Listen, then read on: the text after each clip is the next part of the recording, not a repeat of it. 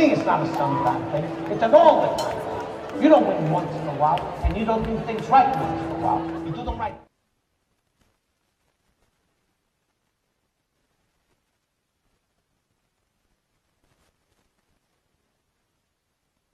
I've never known a man worth the salt who deep down in his heart didn't appreciate the grind, the discipline, and to win!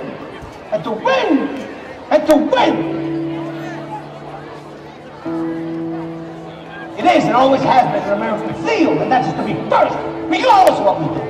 There's no room for second place. There's only one place, and that's first place.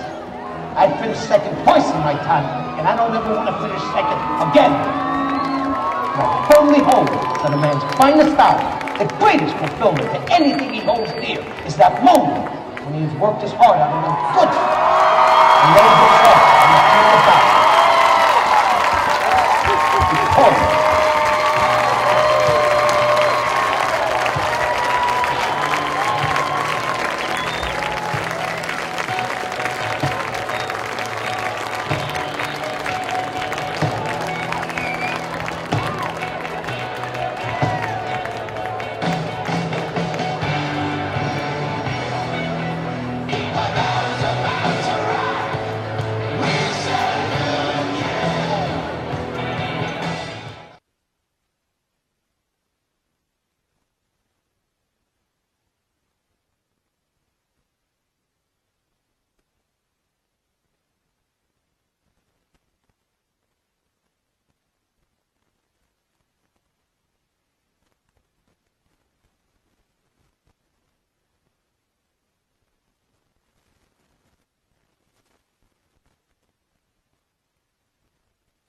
elected to defer, they will kick.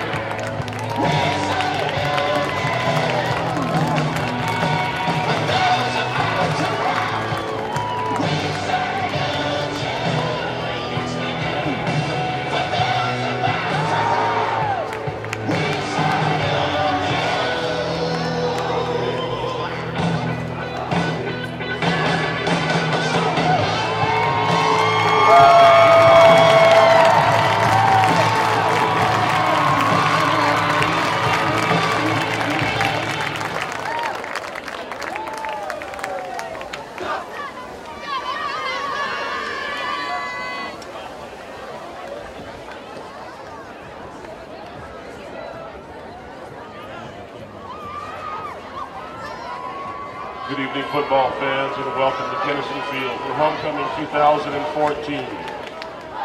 This evening we welcome our guests from the beautiful Columbia River Gorge, the Dalles Riverhawks, taking on the defending CRC champions and fourth ranked Hermiston High Bulldogs.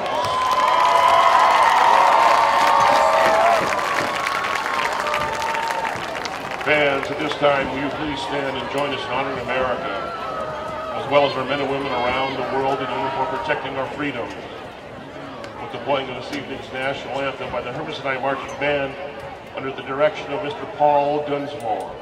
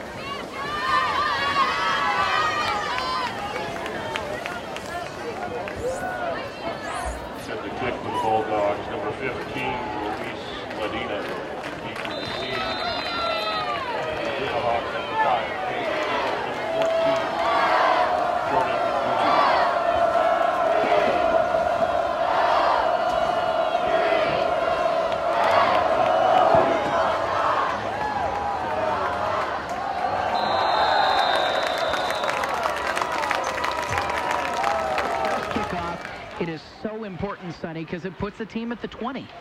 Yeah, it does, and that's what they've been riding on all year long and forcing that team to try and go long field.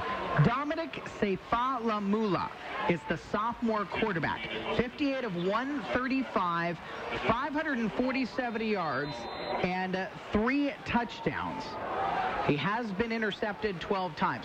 They are a spread team, and it's going to be a trips formation to the left on 1st down and 10 from the 20. Pistol set, and a play action, no handoff, eaten up the middle, nowhere to go as he runs into Trey Neal and Jesse Rodelo. Those guys have been so good. Rodelo jumping into Sam Colbray's spot, but Trey Neal gets better week after week.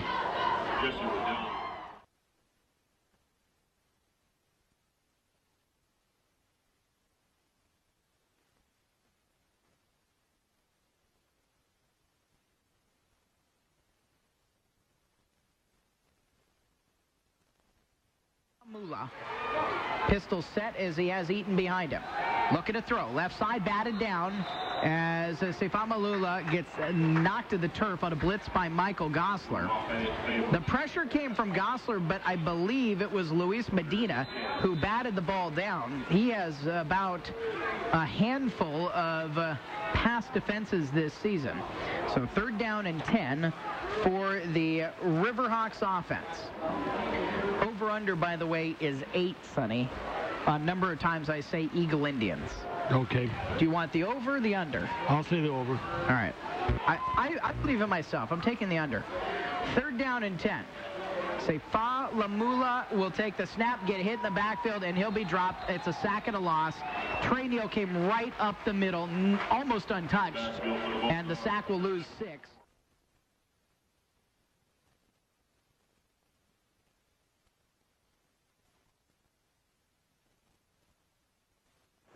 In week 7, he is leaps and bounds where he was in week 1. Yeah, he is. We didn't even play against Hanford, actually. No, he didn't, and boy, what an addition. Jordan Lutu is the punter. He's got his feet just outside the end zone. He will have it angled and partially blocked by Simon. Stops short of the 30-yard line, and Hermiston will start with the ball. It rolls up to the 30.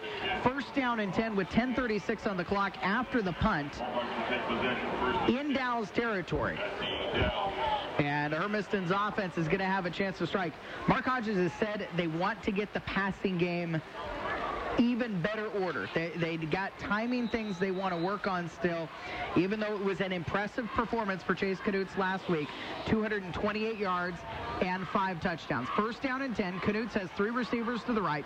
Corey Adams stands to his right. Play action. Out to the flat. Caught by Ethan Snow. Has it out to the edge. He's at the 20. Cuts back at the 15. Runs into his own blocker. And now he's going to be caught and dropped by Riley Bardis, the starting linebacker for the Riverhawks, a senior. One of a very few number of seniors. Still, it's a 1st down gain for Hermiston on their first play. Nice thing to see him go right to Snow to try and get him into the flow of the game early. 3 to the left this time for Knutz. 1st down and 10 from the 15 after the 15-yard gain. Pitch to Adams, running out to the edge. He has the edge at the 10. Stumbles, gets back up. 5, and dives for the pilot for the score.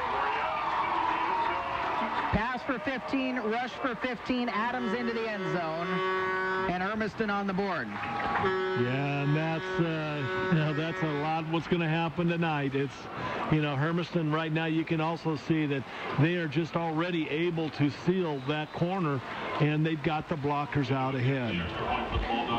Luis Medina on for the extra point. 1 miss the entire season. And this team's averaging almost 40 points per game. He gets a lot of opportunities.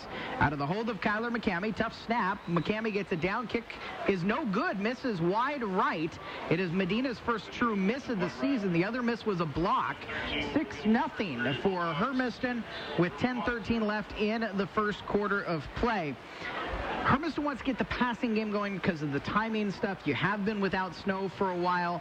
They want to kind of spread things out and see how well they can get that passing game clicking, because I think they believe in their running game going into the postseason. They believe in the offensive line. Now the question is, how balanced can they be? Yeah, and they're going to have to be a little bit more balanced, with both sides of it here in order to go deep into the playoffs and hopefully play in one of those last 2 games. They're talking about it, and this is the first time I remember Mark Hodges talking about playing for a state title. And the message he has given to the team, and he even addressed this at linebackers, is short of a state title, short of practicing on Thanksgiving Day, because this title game is 2 days later, that's following Saturday, this season won't be a complete success. Yeah, well, it's, for everything that they've done this year already, you need to follow it up with something spectacular now. Well, that was a spectacular start. Hermiston in front 6-0. Medina kicks one towards the sideline. It will stay in bounds and go into the end zone for a touchback. 2 in a row for Medina, and the Riverhawks will start on the 20-yard line with a little more than 10 minutes remaining in the first quarter at a 6-0 Hermiston lead. Kristen Lucas, Jordan Famusili are the receivers, and Glenn Bechterfield is the receiver wide to the right.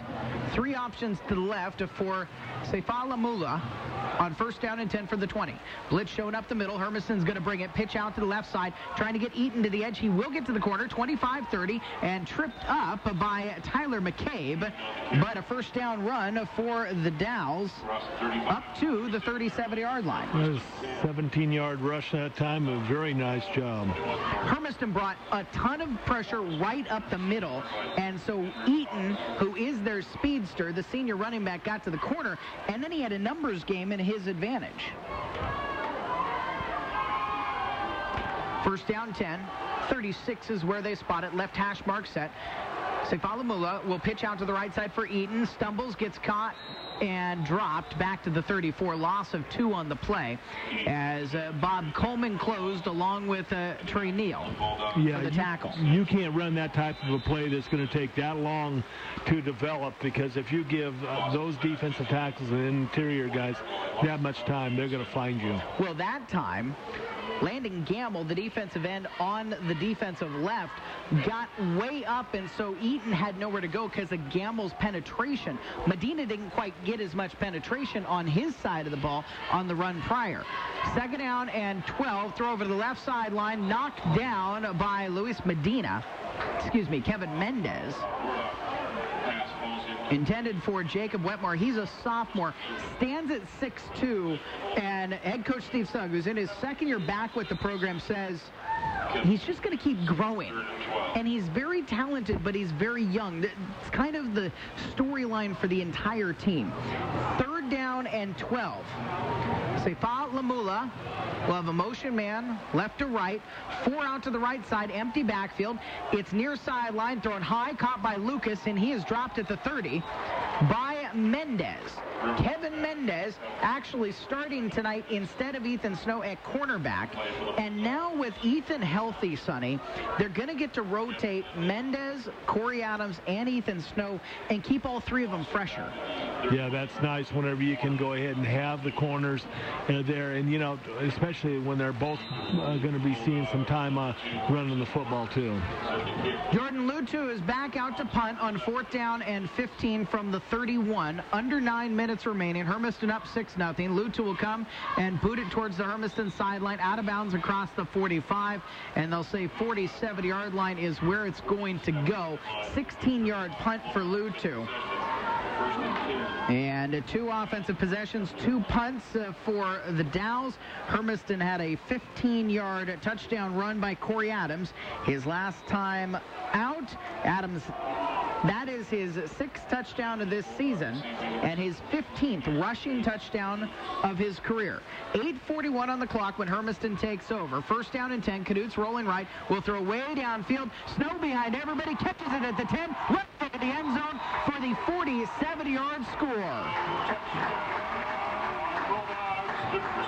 Well, you're seeing them highlights, Snow, and boy, we've missed that type of big receiver, but he just got behind everybody. He came all the way from this left side, all the way across the middle and out, and there's no way that the Dalles defender could stay up with him.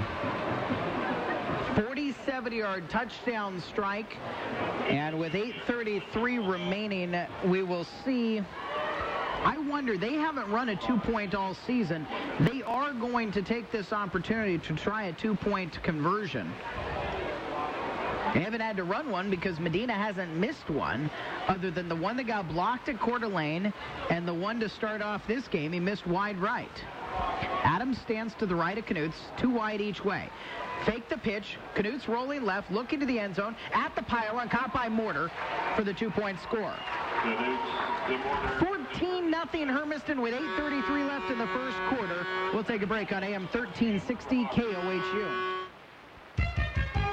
It's important to keep your vehicle running at peak performance. At Swain Motors, you can rely on GM factory-trained technicians for all of your GM warranty work, including Chevy and Oldsmobile vehicles. The service department at Swain Motors can repair most makes and models, so you know your vehicle will perform at its best. And remember, all service includes a free wash and vacuum of your vehicle.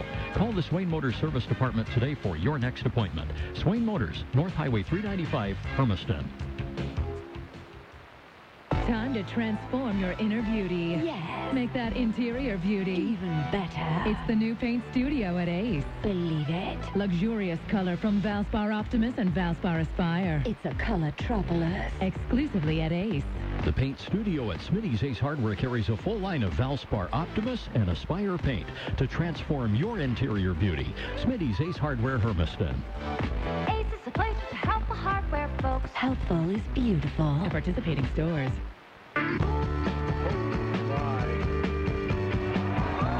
Luis Medina puts another one into the end zone. He's gotten 2 that have been about 5 yards deep into the end zone. A touchback will put the Dalles on the 20 yet again. So, Sonny, I confirmed it with you. It's Knuts' 62 passing yards. 62 passing yards, yes. 64. 15 plus 47. 2 points for the 2 yards on a pass for the extra point. All right, well, he has 6,001 passing yards on his career. All right, wow.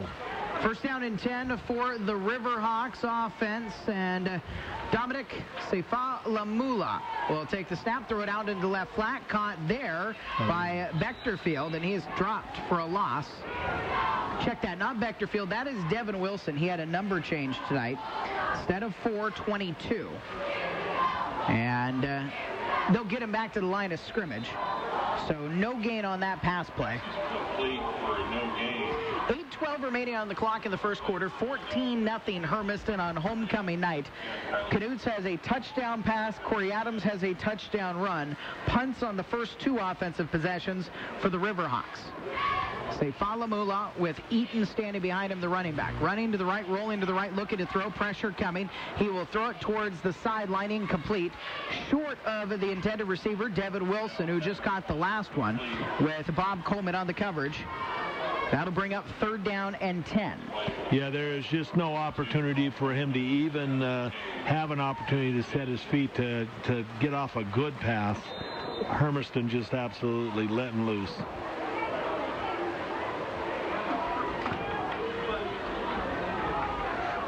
Vasily is to the right. He's the wide receiver that way. It's 3 to the right, 2 to the left. Vasily only started playing last week. He became eligible last week, so this is his 2nd game. Last week, 2 receptions, 54 yards. They were both long completions. Straight drop, long drop, long. That's picked off. Tipped by Rodillo. To the right side. He's at the 5. He's into the end zone. There's a flag down. Jesse Rodillo picks off the pass from Sefa-Lamula, and we'll have to check on the marker. I think you're going to see a lineman downfield. I saw about 4 of them down the middle of the field. Well, it looks like they were setting up a screen play. On the play, there was defensive pass interference, but the pass was behind the line of scrimmage. There is no flag. Wow. So Rodillo gets the interception, returns it 10 yards for the touchdown, and Hermiston's in front by 3 scores with 7:40 on the clock. Wow.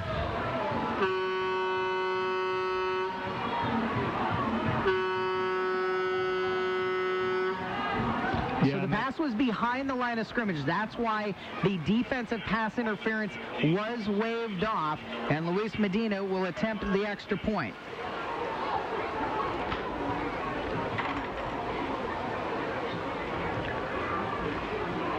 And before we get there, Steve Sugg is out at the numbers at the 25-yard line on the far sideline. He wants a further explanation before we move on. The white hat is obliging. Steve Sugg, in his second year as the head man, he coached the program for a long time. In fact, at one time, how about this, Sonny? Sugg was the head man, football, basketball, and baseball in the Dalles. When it was the Dalles High School before they combined the Dalles and Wahtonka. That's pretty tough to do. Whenever you're a head coach of any sport nowadays, with every bit of effort you've got to do, you need at least a season break between them. Well, I would think so. Medina for the extra point. Missed the first, wide right. This one's a line drive through to make Hermiston's lead at 21-0. 7:40 on the clock here in the first quarter. And the Bulldogs, the pressure on Seifalamula is so difficult right now for the Dalles because they played good teams. Yeah. Last week they played Mountain View, they played Ridgeview. The week before that they played Summit, they played Redmond. Essentially they have an IMC schedule and a CRC schedule, but they haven't seen a defense this fast. I'm positive of it. Yeah, and you're seeing it. I mean, even when they think they have the opportunity to go ahead and make it outside of us, they are finding very, very hard to even get anything outside. The Bulldogs offensively have had the ball for 31 seconds in this contest, but there is still 7:40 on the clock in the first quarter. 21-0 is the Hermiston advantage. Luis Medina, 3 kicks into the end zone thus far, and we'll see if he can make it a 4-for-4 performance. The right-footed kicker approaches and boots, high spinning kick. This one might not get in. It bounces right at the goal line, and it will be a touchback.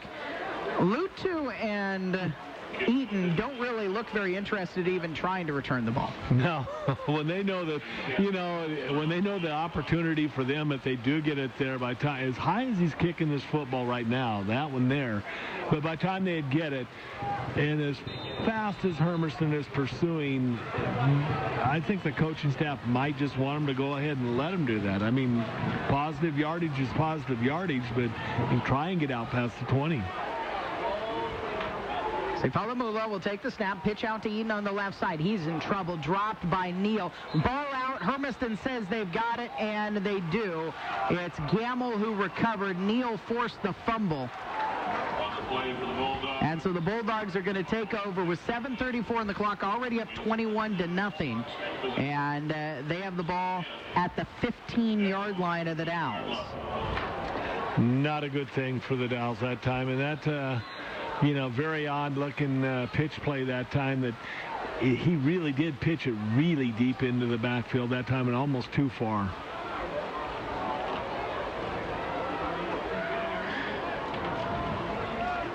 Knudsen takes the snap. He'll pitch out to the left side for Corey Adams. Cuts up the middle, makes a man miss at the 10. He's at the 5. He's into the end zone. Second touchdown run of 15 yards tonight for Corey Adams. Mark Hodges said he wanted to get Corey going, too, tonight. It was kind of this dual thing. He wanted to get the offensive passing game going, but he also wanted to make sure that he fed Adams, the leading rusher on this team, after the 2 15-yard carries tonight. Adams is over 600 yards in the season and now 6 touchdowns. Well, and they just got absolutely every bit out of that offensive line push that you could even ask for. Running behind Caldwell and Santoyo, first-team selections out of the conference last year. Medina missed another one. Pressure came hard from Brechterfield to Medina's right, and it is 27-0 with 7:27 left in the first quarter of action. Yeah, I couldn't tell if that one was deflected, Eric, or if he just flat missed it. I couldn't see it either, other than Medina's frustration with the miss, because, I mean, it's really something. He hadn't made a mistake until this game, and now he's got 2 misses, because the Coeur d'Alene block was not on Medina. That was a bust on the right side of the line. In fact, it was I can't remember, Gamble, Colbray, and one other guy were over there, and they just overloaded. There were 3 of them. There were 4 Coeur d'Alene guys, and the Vikings got to the ball to create the block.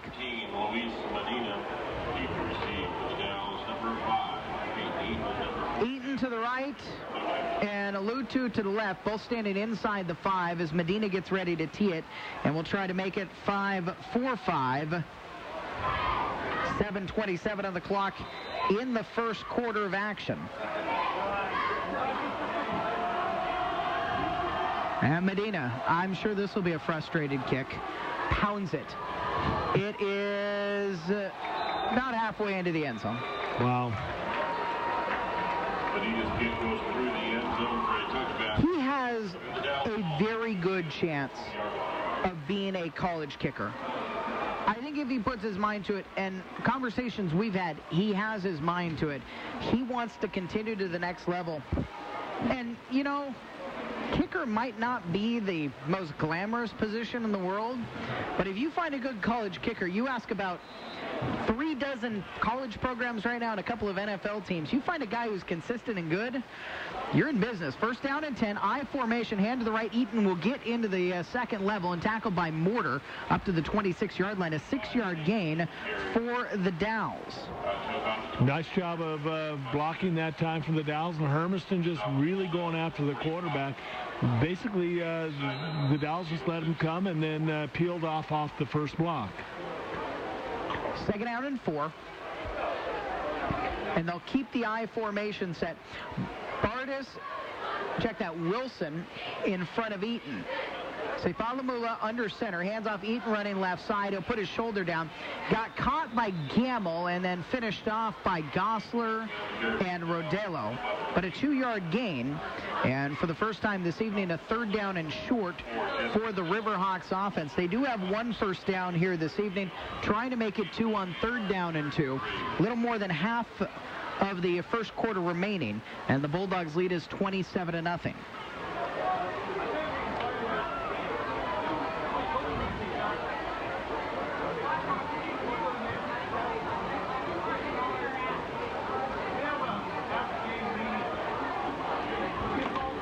Back into the shotgun set with Eaton standing to the left of, say, Falamula. On 3rd down and 2, straight drop, looking to throw, out to the right sideline, high pass, knocked away, perfect defense by Mendez. Kevin Mendez is the guy they're going after, trying to get it to Christian Lucas, and the senior who had 6 catches last week for the Dalles in their game at Mountain View, a game they lost 56-0. Lucas has got Mendez all over him, just blanketing. Yeah, that was a great pass defense that time by Mendez. And, you know, it was good thing that, you know, he threw the ball where he did, that it could have been picked very easily. And, you know, with Lucas being the only guy out there, probably wouldn't have resulted in something positive for the Dalles. Mortar's back to receive the punt on his side of the 50. 4th down and 2. They're going to fake it. Pitch forward and incomplete. Trying to get it to Eaton from Seifalamula. You know, so you look at Seifalamula, he's just a sophomore. But he's a good-sized kid, and he's going to keep growing. Steve Sugg has said, you know, honestly, we're putting our eggs in that basket. We think with the youth we have, in a year or two, as this team continues to get seasoning, we've got a chance to be pretty good with Seifalamula if we put our faith in him, and they have. From the Dalles 28-yard line, fake the pitch. It's going to be to Green, running out to the right side. He's at the hash marks, 20, 15. He's tripped up. It was the cornerback, Glenn Bechterfield, the freshman who tackled him. That gives you an idea, though, how young this team is. That's a freshman who made that stop after the first down gain. Yeah, nice job that time by Green, falling for a 13-yard gain, or 12-yard gain that time. Pitch out to the right side. Adams gets to the corner and is stacked up short of the 10. Number 21, Corey Adams on the carry. Corey Adams has eclipsed 600 yards on the season, and Chase Knutz has eclipsed 6,000 yards on his career already tonight. 5:17 on the clock in the first quarter. The Bulldogs' lead is already 27-0. Medina, check that. Knutz fakes a pitch. It was Adams, not Medina, in the backfield, thrown away into the back of the end zone. Snow was in the vicinity, but Knutz hounded a bit in the backfield there. Good pressure from Lutu. Jordan Lutu, outside linebacker, defensive end. They kind of go with a 5-down lineman, a bare front, and he is an edge rusher who, as he gets more experience, he's only a sophomore, he is going to be a beast for the Dalles. Yeah, he is. He's a good, young, strong-looking kid out there doing a very good job. 3rd down and 6. Knutz rolling left, looking to throw to the end zone. Crafton's open, catches it for the score. No, he dropped it. It was a little behind him, but it did in his hands. I think Keegan would say he feels like he should have got that one, and the Dalles has an injury. It is Justice Tyler, their big senior 300-pounder, who Steve Sugg described as, he's the guy, he's going to occupy a couple of offensive linemen who will have to block him every single time for us. He's on his knees right now, though, talking to trainer Dan Emery. I'll check that. Dan's still on this sideline. So it is the Dalles trainers over there, Steve Sugg now as well. And they're going to get Tyler up, and they'll help him off to the sidelines. He'll be replaced by Joey DeYoung, a senior lineman for the Riverhawks. 4:59 on the clock in the first quarter, 27-0 Hermiston. And a 4th down and 6 coming up.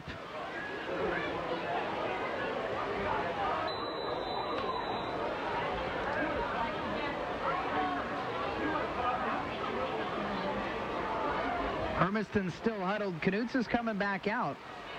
Looks like the Bulldogs are going to go for this one. Snow, the receiver, to the right. And now Keegan Crafton will join him out there. Tony Green and Carson Mortar left. Adams to the left of Knutz from the 13. Rolling left on 4th down and 6. Lob to the end zone. Mortar's behind the defender for the score. Make it a 12-yard touchdown pass on a 4th down conversion. Knutz has his 2nd touchdown pass of the night, and Carson Mortar has touchdown reception 12 on the season. Yeah, that time there, that little play action really pulled in the Dalles defenders just long enough for Mortar, and you give Mortar any time whatsoever, as we've seen all year long, and he's going to score on you. Bulldogs will run the 2-point again. After Medina's missed 2 of his 3 extra point tries tonight. 4:53 on the clock in the first quarter. 33-0 with the try pending. 3 options to the right. Adams standing to the right of Knutz. Shotgun set movement up front on the Dalles lineman. That'll move the Hermiston Bulldogs half the distance to the goal line and make the try just a bit shorter. Half the distance to the goal. Replay the down. First flag of the game. And it's a 1.5-yard penalty.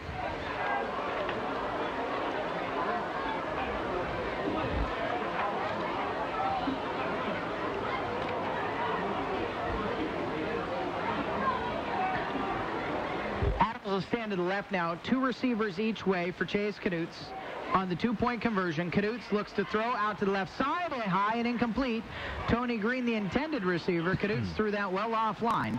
And it is 33-0 Hermiston in the first quarter with 4:53 on the clock.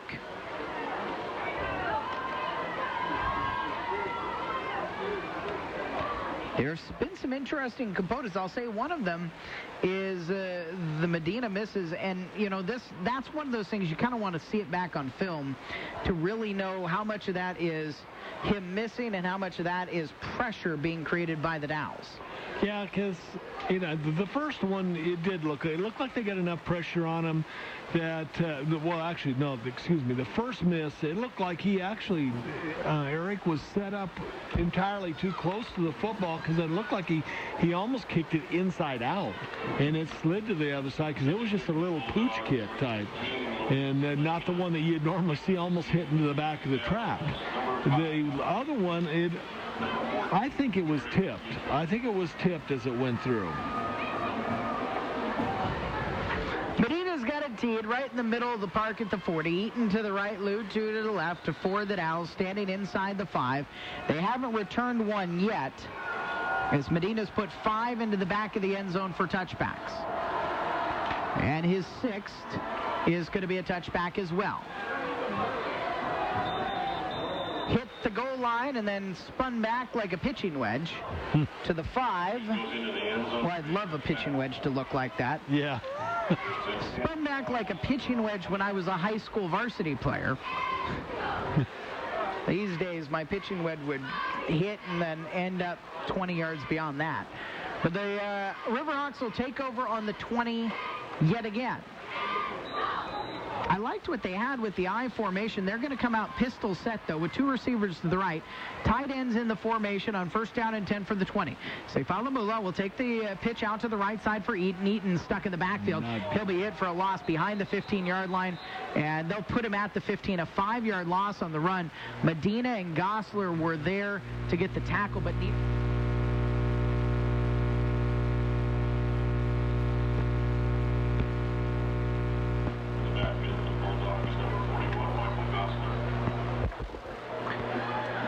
second down and 15 after the loss of 5 yards.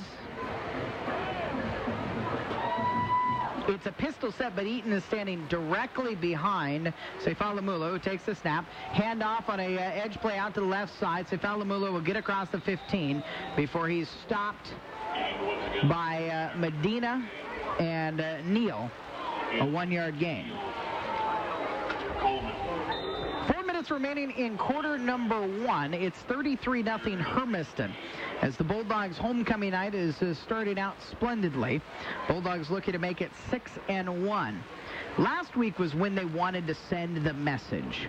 It was their one regular season game in the Portland metro area at Sandy, a team who thought they had quite a stout defense, and when it was 49-3 at halftime, you kind of knew message sent. 3rd down and 14 from the 16. Seifalamula, it is a play action, rolling out to the left, lobs it downfield. Adams is pushed in the back by Lutu, and then Lutu dropped it incomplete. And a great job of Adams staying with it, and even though he is pushed, getting a hand up there and knocking the ball away. So 3:23 here in the first quarter. 4th down and 14 for the Dalles. And, you know, that last short field where Hermiston started with on the 28-yard line, that one's partially created by the Dalles going for the fake punt. They have changed punters, by the way. Antonio Argueta is a stand on his 5 to punt it away. And Mortar has moved up to the Dalles 41. Argueta comes to the near sideline, boots it right into the Hermiston sideline around the 25, maybe 26-yard line. And so Hermiston again will start with the short field, as the Dalles is struggled in the punting game, trying to find that guy who can move the ball forward. They really angle punt it.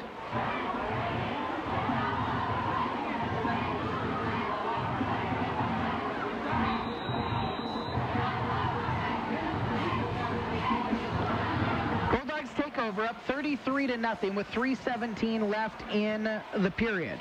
From the Dalles 26-yard line, Chase Knutz, 2 receivers each way. Left side is the short side of the field from the left hash mark. Throwing to the end zone for Snow. Touchdown. Ethan Snow's 2nd touchdown catch of the night. He's got 3 touchdowns on the season now. And welcome back, Ethan Snow. 2 weeks missed because of the concussion suffered against Lewiston. And Snow catches it to make it 39-0. And, you know, you can't throw a football, Eric, any better than that one there was actually thrown. It was a perfect fade, and he did just an absolutely great job of putting right over the top of the defender right into Ethan's hands. All right, I know these two guys want to get this figured out. Kyler McCamey, the holder, Luis Medina, the kicker. 1 of 3 tonight. Medina, the right-footed kicker, has been spectacular this season. And his kick is up, and it is through. 40-0 in the first quarter with 3:11 left. And I saw Landon Gamble pointing up into the sky. Sonny, I'll point your eyes up into the sky as well. Up above the stadium, towards the west end zone, there is a drone from Hellas. That is the group that does the field turf. Yeah. And so Hellas came in to Hermiston and made a great offer to do the field turf here. And tonight they were here actually to take a look at the field, and then they're also doing some recording stuff. This is for some of their promotional materials. So they've got the drone up above the field right now, taking some video. They've got a cameraman down on the sidelines doing the same tonight as Hermiston homecoming night against the Dalles. It's 40-0 with 3:11 left in the first quarter. Luis Medina to kick. 6 of 6 into the end zone. And a low line drive near sideline. Bounces again, bounces again, bounces into the end zone. Huh. Again, Eaton doesn't. Well, you know, the way they set up, Sonny, is they put 5 guys on the 50, 10 yards away from the ball. They put another 3 guys right there at the 40. Actually, it's 4 guys at the 40. So 9 of their 11 are within 20 yards of the football, and then 2 guys back deep. So they prevent the onside kick, but they're not really looking at a return, just the way they align. 3:11 remaining in the first quarter. 40-0 Hermiston. Under center, Seifalamula with a I formation behind him. Hands to Eden running to the right. He'll be stopped after a 1-yard gain to the 21. To give you an idea about the Riverhawks and their potential, they've gained 491 yards on the ground. They've lost 400 yards on the ground. So they have 91 rushing yards on the season coming into this game, because so many plays have been behind the line of scrimmage. But they can gain yards. Seifalamula has thrown for over 135 yards this season. Right out to right side, Eaton's got some space, jukes, and then is hit on the sideline at the 24-yard line. Rodelo and Gamble make the tackle. Eaton, though, gets 4 more, and it'll be 3rd down and 5 from the 25. And, you know, you see the potential. We've talked about it. You see the potential off this right side. They've been getting some good little push and cutting in behind some of those blockers just off guard, in off that guard center hole. And this guard on this side is a pretty good-sized young kid. 3rd down 5, I formation again, flag out from the near sideline. And it's going to be against the Dalles a 5-yard penalty. Their second penalty of the contest. Wait. On the offense. Okay, it is on the offense. 82. Encroachment. 5-yard penalty. We played it out. And that doesn't help their cause any at all. Giving back what they just had to take 2 plays to pick up. And, you know, what we've been fighting all year long, and now lose that yardage they did. Right, you go from 3rd and 5 to 3rd and 10. You're back in that 3rd and long situation at the 20. Seifalamula under center, play action, rolling left, pressure there, hit hard as he gets it away towards Wilson. It was Medina who came off the edge. Medina reaches down, offers him a hand to help him back up. And Seifalamula really you know, that's the defensive end who came untouched off of your backside, and just no time for the play to Wilson to develop. It was supposed to be a little screenplay. Instead, incomplete, and 4th down and 10. Yeah, had Medina not got him, Simon was right there in his face also.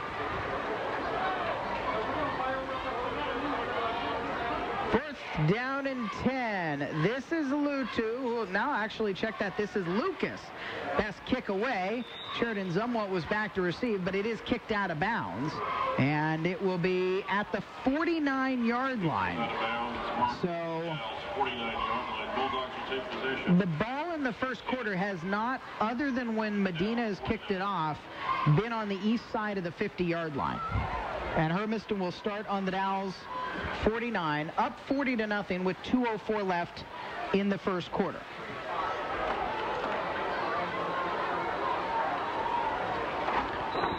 Three receivers to the right, and Mortar alone to the left for Chase Knutz.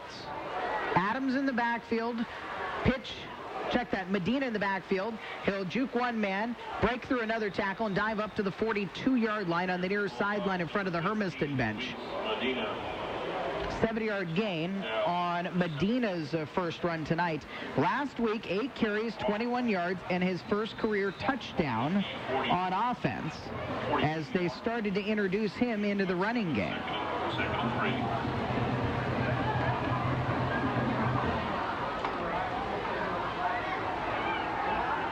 Pitch.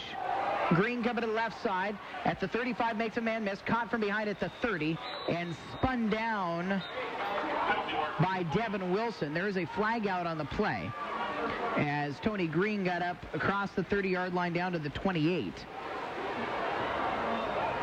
15-yard run, although we check a 14-yard run. We check on the marker.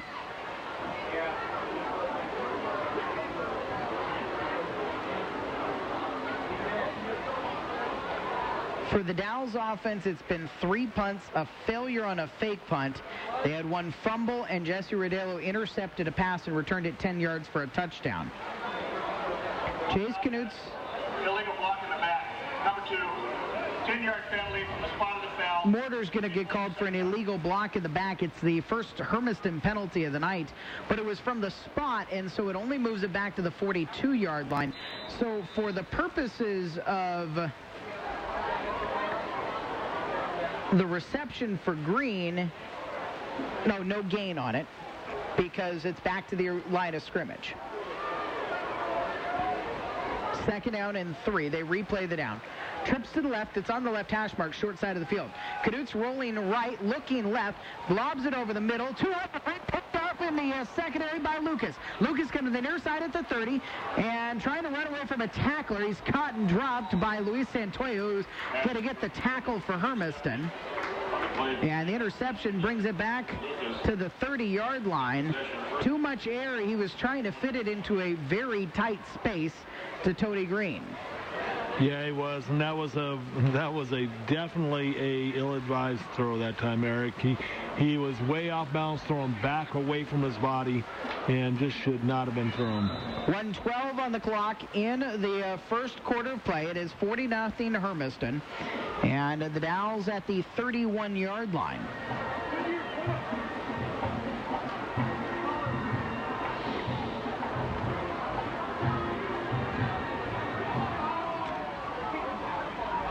Formation again. Sefala will go under center.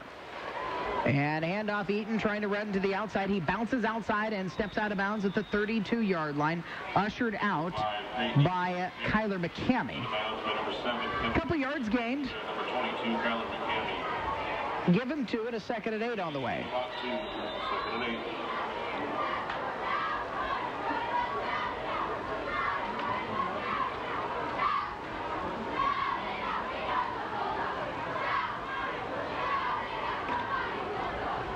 I formation again. Wilson, the fullback. Eaton dots the I. One receiver in the formation. That's Famusili to the right. Short side of the field on the right hash mark. Play action, rolling left. They flood out that way. Open downfield at the 50. McCabe will bring down the tight end, Lutu, who made the catch All the way up to the 46-yard line, they'll move it. 22 yards on the gain, and the second first down of the game for the Dalles. Clock paused with 61 seconds remaining in the first quarter. And Hermiston's lead is 40-0 right now. It is the first time the ball's been on the high school side of the 50 as the Dalles moves left to right this evening.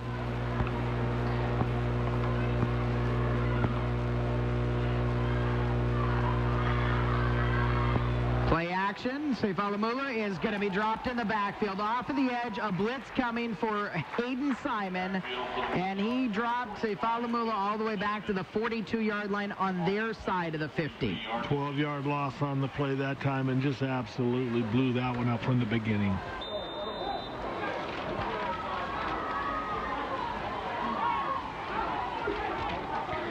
For Hayden Simon this season, it's his second sack this year. And second down and 22 coming up. Final seconds. Will they get a playoff before the end of the quarter? They will. Last play of the quarter as the buzzer goes. Musili will throw it to the near sideline. Wilson catches at the 45. He is brought down by McCamey. Gain of 4, and it'll be the final play of the first quarter. 40-0 after a quarter of play at Hermiston High School on homecoming night. The Bulldogs on the front foot on AM 1360 KOHU. At Charles Chevrolet in Hermiston, we know the two most important factors in buying a car are the way you're treated and the price you pay. That's why we strive to provide a no-pressure buying experience. We want your purchase to be relaxed and fun. And at Charles Chevrolet, we will not be beat on price. We believe that's why generations of customers return time and time again to buy from us. So when it's time to buy your next vehicle, come see us. Charles Chevrolet, North Highway 395, Hermiston. Find new roads. Your home is your biggest investment. You want dependable insurance protection at the best value. At Allied Insurance, we offer flexible, affordable coverages to meet your unique needs.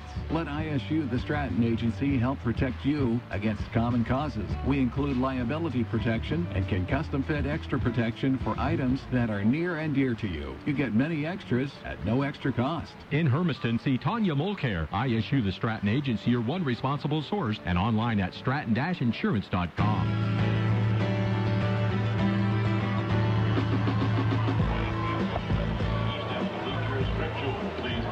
Third down and 17 facing the Dalles Riverhawks on homecoming night. Hermiston leads 40-0. We are starting the second quarter of action. It'll be an empty backfield, and they'll drop Seifalu Musili back into the shotgun. From their 46-yard line, right hash mark set, 3 to the right, 2 to the left. From Musili looking over the middle, he'll throw it way downfield. It is going to be incomplete. Lucas was battling with Mendez downfield, but it was thrown way too far for either of them to get to it. And it'll bring a third down and long up for the Riverhawks. Eric, we do have a score coming in so far early. It's Springfield and Ashland 6-6 tied at this point. So that is the number 2 team in Ashland hosting the number 3 team in Springfield. This is based on the Oregon Live media poll. 22 of us cast votes. I had Springfield at 4 and Ashland at 3 this week. Hermiston at 2 and Silverton at 1. It is 4th down and 17 to punt. And the punt is away, a little spinner over to the Dalles sideline. It'll get across the 50 off of the foot of Kristen Lucas. And Hermiston's offense will take over with 11:48 on the clock, leading 40-0. The number 5 team in the state, Eric, right now is getting beat 16-0. Redmond over Mountain View, 16-0. Liberty 21, Bend is 7. And an early score, Pendleton 7, Hood River nothing. Park Rose trying to get back on the winning scale at 8-6 over Hillsboro. And Hillsboro's undefeated at 6-0. First down and 10. Quick throw over to the right side. Snow's got it at the 48-yard line. Out to the near sideline, 35-30. He's got speed, 20, 15, 10, 5, touchdown. Or did he step out? No. No, he's in for the score. He stumbled right near the goal line, but he got in. It's a 52-yard touchdown pass on play number 1 and makes it 46-0. Wow, it's just that quick, and it's nice having that young man back. It adds that extra little comfort zone for, Chase Knuth back there.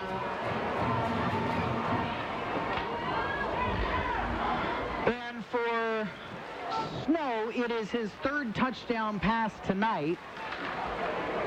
It's the 4th one thrown by Chase Knuth. Medina's kick is good. 11:38 left in the second quarter. 47-0 is the score. It really doesn't matter, according to the Hermiston coaches, who they're playing. They have to continue to prepare the same way. Our sideline reporter, Anna Aylett, has more.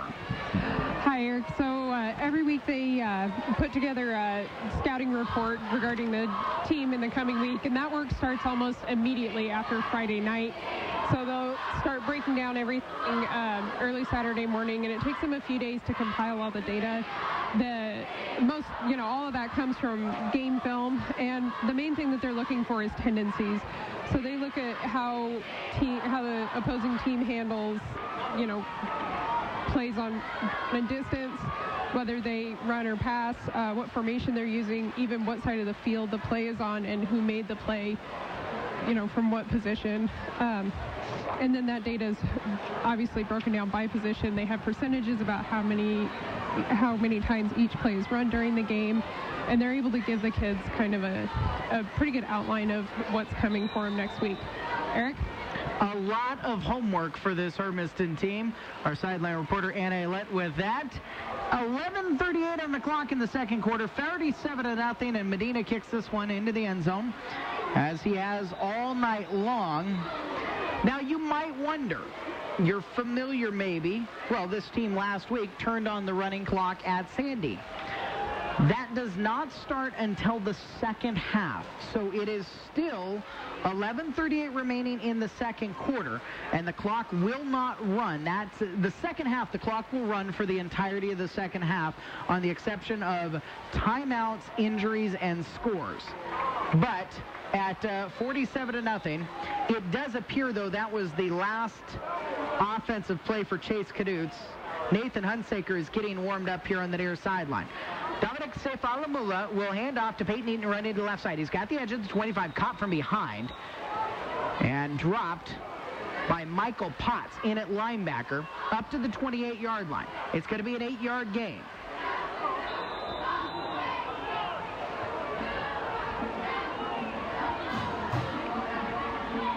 So for Hermiston, new faces. Luis Medina is on the defensive end left, and Julio Monclova is on the right side. Tim Cahill is on the defensive line along with senior Christian Mendoza. Second down and 2, empty the backfield. Now Wilson motions left to right for that direction. Sefalamula looking to left. He'll throw it downfield. It is going to be underthrown. Coming back to catches Brechterfield. First down for the Dalles all the way up to the Hermiston 45-yard line. Coverage was good on the play, and Brechterfield just made a tremendous play. 28-yard reception that time, puts, at 50 yards receiving for the game, but you're right. Great job that time. First down and 10 into Hermiston territory. Left hash mark set on the 45. It is just Jordan Lutu to the left. Bunch formation, trips to the right. Close to the formation, Eaton out into the flat. They'll throw it that direction, and Flores trying to chase him down. Gets blocked. The sticks knocked out of bounds by Kyler McCamey. Eaton has a gain, 8 or 9 yards, not quite enough for the first down. And defensive second team not doing the job. Neal, Gamble, Rodelo, and Medina back on the line. The 2nd and 2 coming after the 8-yard gain. 10:25 left in quarter number 2, 47-0 Hermiston. Bulldogs, though, trying to preserve their shutout. Sefalamula in the shotgun with Eaton standing to his right. 3 wide left side. They're going to set up a screen. High pass. McCabe on the coverage, intended for Famusili. 3rd down and 2.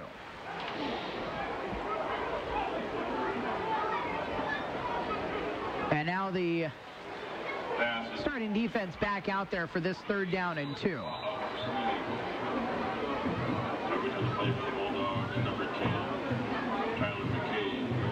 Gosler and Coleman back in at linebackers. McCamey is playing that Superman position. Actually, McCamey is at the rover safety. Simon's out there as well.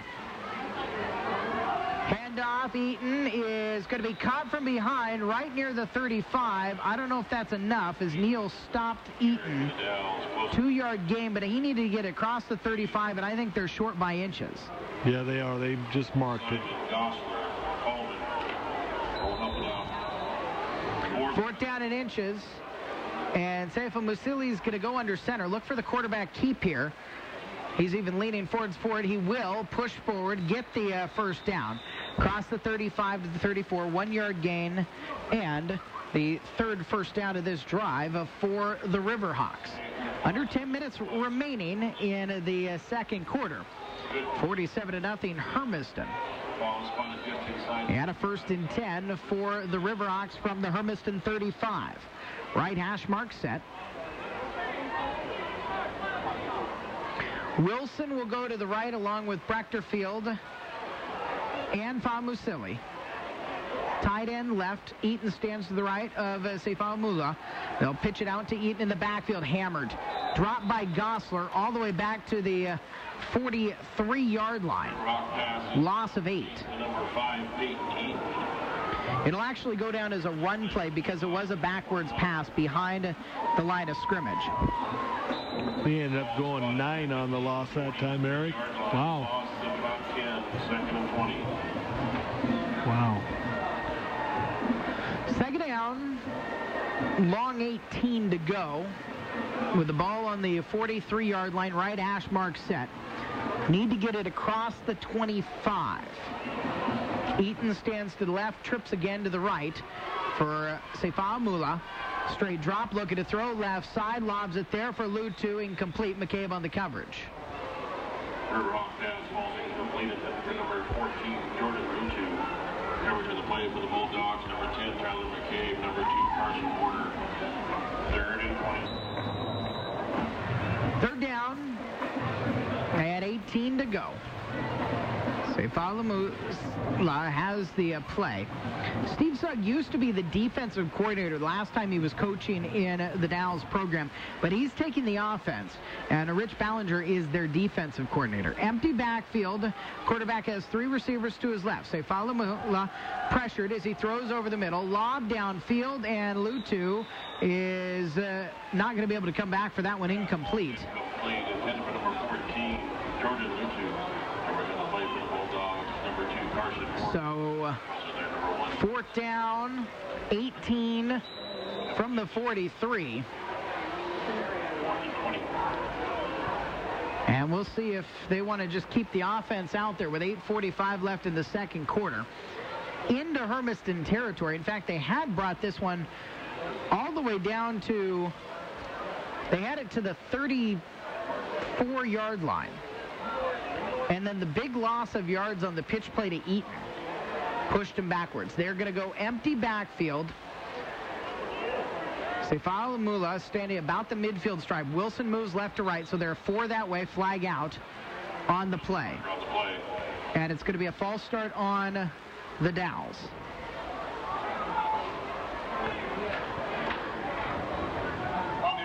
Third penalty on them. 12 yards assessed. Hermiston has just 1 penalty tonight for 10 yards.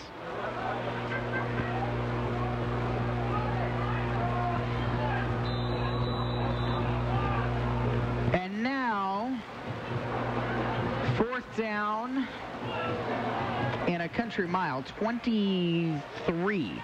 They're still going to go for it. And now Hermiston gave it right back. Offsides on the defense. You know, that was one of those things we talked about in the pregame show.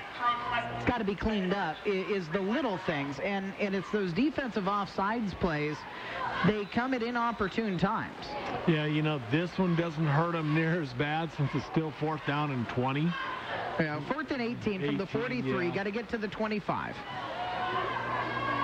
4 to the right with Wilson moving that way.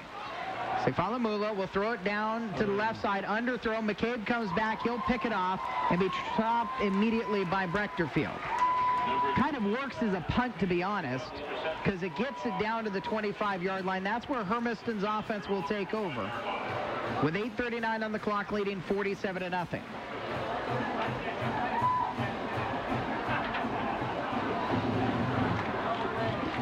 So for McCabe, it's an interception, and it is Tyler's first interception of the season, I do believe. Yes, it is. First interception for the senior strong safety. 1st down and 10. Caduce in, throws it downfield. Mortar has it at midfield. He falls down right at the midfield stripe. It is a 25-yard gain from Caduce to Mortar. I saw Hunsaker getting warmed up, but not to that point yet. 1st down, number 9 on the game for Hermiston, with 8:33 on the clock in the second.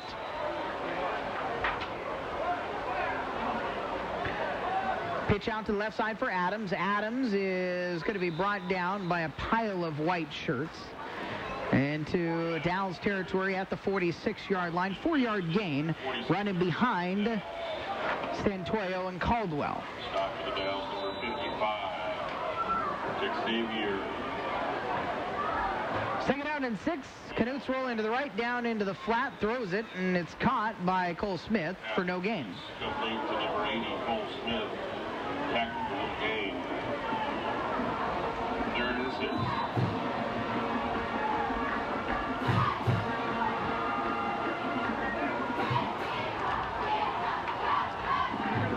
Third down and 6 from the 46.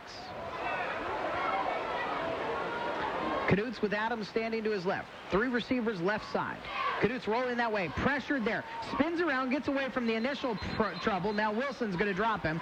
Sack for a loss. And it's the first sack of the game. That was Jordan Famusili, the junior, coming through the line on a blitz, essentially untouched. And got there quickly. He almost beat the snap count. That's how quickly he was through there and by everybody. Lost 9 on the play. And Hermiston on 4th down and 15. Offense still out there. Clock running, under 7 minutes. Screen out to the left side for Mortar. Mortar's got blockers out in front at the 40, 35, 30. He's gone. Oh, wait, maybe he'll be caught. No. Nope, he's into the end zone. No flag. I thought that Lucas was going to close on him. It's a 55-yard touchdown pass to Carson Mortar from Chase Caduce.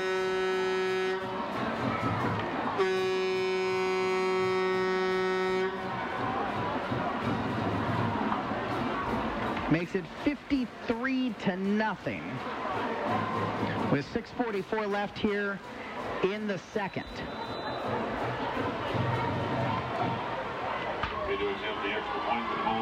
Medina to attempt the extra point out of the hold of Kyler McCamey.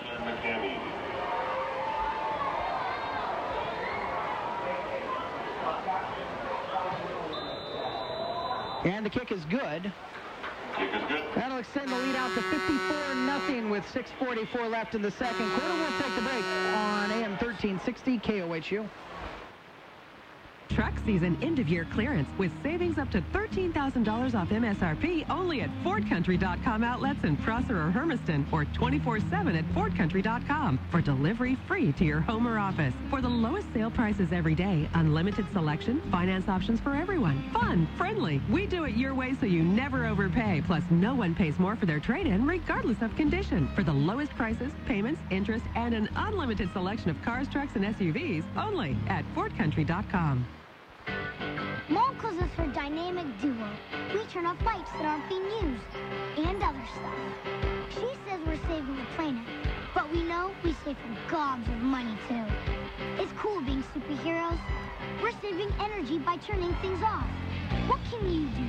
Find out how the little changes add up at togetherwesave.com. Umatilla Electric Cooperative, your Touchstone member cooperative, making life better for their members.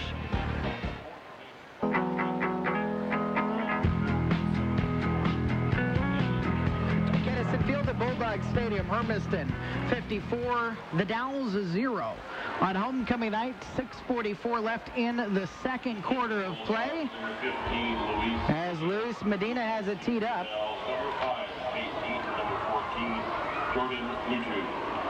He's had 8 kickoffs. He has 8 touchbacks. The righty will pound it away towards the north side of the end zone, and it will be taken by Eaton in the end zone.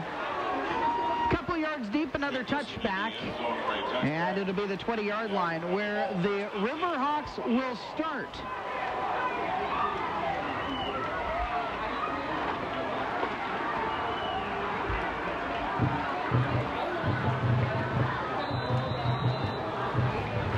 You said 7-0 Pendleton, the last update from the Roundup grounds. 27-13 now, Pendleton. So they've added to that on the Lifetime Vision Source scoreboard. Pendleton up by 2 scores. Sepalamula on 1st down and 10 from the 20. Straight drop, looking to throw right side, batted down. Vaiamu Ena makes the stop, bats it down with his left hand. It was intended for Jordan Lutu. You recognize that name? Yes, that is a relative of Fafula Ena, the quarterback for the first 2 years that Mark Hodges was here at Hermiston. Back in 2008 and 2009. I say it that way because it sounds funny. It's good, though. 2nd down and 10. And Eaton will stand behind Sefalamula. Motion man, Lucas, moving close to the formation. Over the middle for Lucas. He catches, knocked away. Incomplete. Good coverage by Mendez to recover as Lucas had that one in his arms. Mendez got his arm in and swatted it away. Really good pass by Sefalamula. I really do, when I say this, believe it. He is going to be very good because they're putting everything behind this kid. He's just a sophomore. He's getting a lot of reps right now.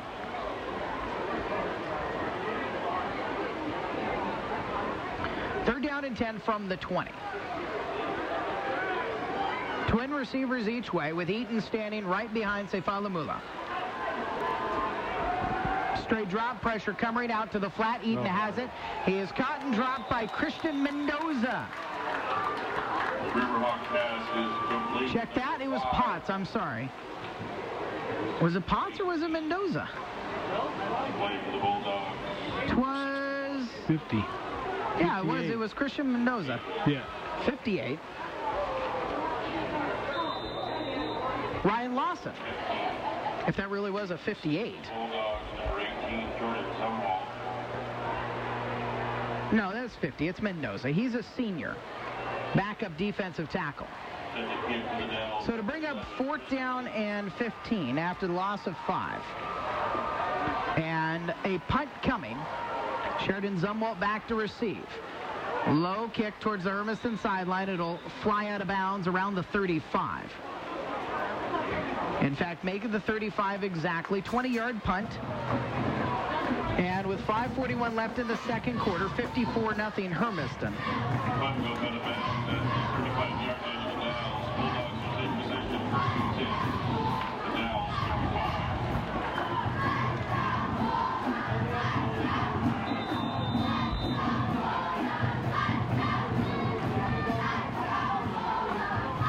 From the 35-yard line, it's going to be a right hash mark set.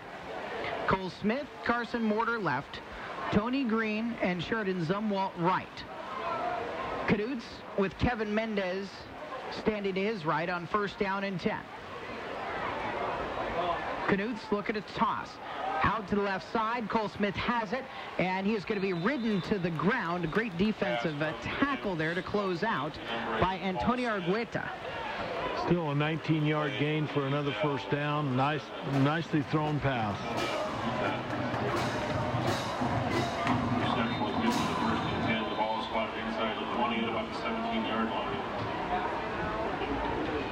the 17-yard line. Mendez again to the right now. 3 receivers to the right for Caduce.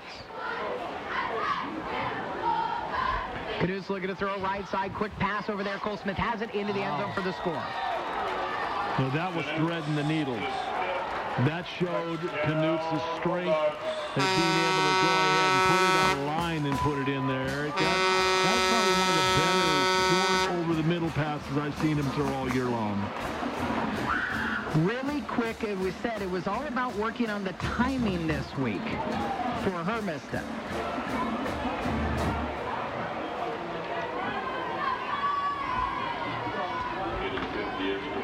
And Medina will try the extra point to make it 61-0. Kick is through. And that is the score for Hermiston. It is, by all accounts, most first-half points Hermiston has put on the board. I can go back to 1995, and the most points Hermiston scored in a game going back to 1995 was 68. In 1999, in the home opener against Hillsborough. 7th-year defensive coach, well, wide receivers and special teams coordinator coach Micah Mercer was a senior on that team. He said, yeah, they opened up great, and then things kind of, it depended on the night for that team, is they had a bit of a Jekyll and Hyde team, and some nights they were gangbusters like that night against Hillsborough, and some nights they really struggled.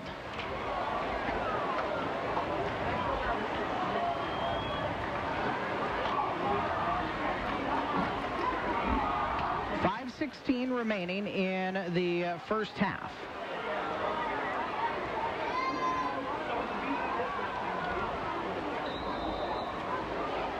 And Medina trying to make it 10 of 10 into the end zone. Not really any wind to speak of. High kick. Eaton might have a chance at this one. He'll take it at the 1. At the right hash mark, 10, comes to the middle of the field to the 15, spins off of a tackler, and fighting forward, gets pushed across the 20, up to the 21. So Eaton gets a chance to return one, and he'll get it out to the 21-yard line. He's their senior, and his head coach, Steve Sugg, talking about Peyton Eaton. One of 5 seniors. He's one of their better athletes. He plays both ways. Not a breakaway speed guy, but he gets a lot of yards after contact. Really hard runner. He stands behind Seifalamula on 1st down and 10 from the 21. Eaton running left side, edges away from a tackler, gets up to the 25-yard line where he's taken down by Tim Cahill. 4-yard run. Running out there behind left guard and left tackle. That left tackle, Sonny, freshman Blake Davis. Wow. But that's kind of what they're dealing with. A freshman at left tackle, sophomore at quarterback, sophomore at both tight end positions, freshman at wide receiver in Bechterfield. Wilson is just a junior. 2nd down and 6. High snap. Seifalamula is going to keep it and run. Medina catches him and is helped out on the stop by John Henry Line. Some youth for Hermiston there in the sophomore John Henry Line. Superb wrestler who's also a tremendous football player. Yeah, he's got the potential to keep going and be a very good one. He's got the build and the strength, and he's really quick. About 4 minutes remaining in the first half. 61-0 Hermiston. 3rd down and 9 after a loss of 3. Motion man left to right. Seifalamula straight drop. Looking out to the left side. He'll throw it that way. Space for Lutu. He's caught it and dropped immediately by Green for a 1st down up to the 38-yard line. Number 14, Jordan Lutu, covers on the play for the Bulldogs. Number 3, Tony Green. 5th 1st down of the game for the Riverhawks. 13-yard pickup by Lutu on that one. Jordan Lutu last week, 4 receptions, 45 yards. He has a that's his season totals. 4 catches, 45 yards, and a touchdown coming into tonight. 1st down and 10 from the 38. Straight drop for the right hash mark. Out to the left sideline. Too far for Wilson. Incomplete with McCamey on coverage. Pass falls in, completed to number 22. So a second down and 10 coming up for the Riverhawks. Next week for them, it is going to be home with Pendleton coming to town. And then they finish up at Hood River Valley this season on Halloween.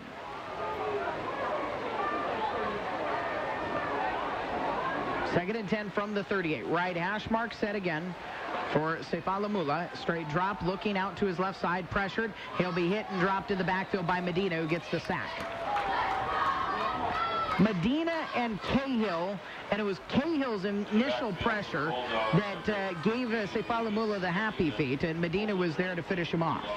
Yeah, that hurts awful bad whenever you lose the 8 right there at the point of attack, and that's just the way it is when you're getting that much hard pressure. Under 3 minutes remaining in the second quarter, 6-1-0 here at the Roundup grounds. It's Pendleton 41, Hood River Valley 13, halftime score there. Wow. Third down 18. Sefalamula pressured again, steps up in the pocket, gets away from one tackler, now is dropped. And it is Monclova who will get the stop after a 1-yard gain by Sefalamula. Great job by Sefalamula to step up into the pocket and not immediately run away from the pressure. But coverage sack for Hermiston, as there was just no one downfield for him to throw to. Eric, the number 1, number 2, Silverton and Central, 17-0 Silverton. And not sure what quarter that's in, probably close to half. And Summit is up 7-0 over Ridgeview. Fourth down and 17 to go. From the 31, the Dalles will stay out there offensively over to the right side and knocked away by Green. And Tony Green just got away with one. Yeah, he had him by the arm and reached over the top to help himself out just a bit there. And the official, I think, is just...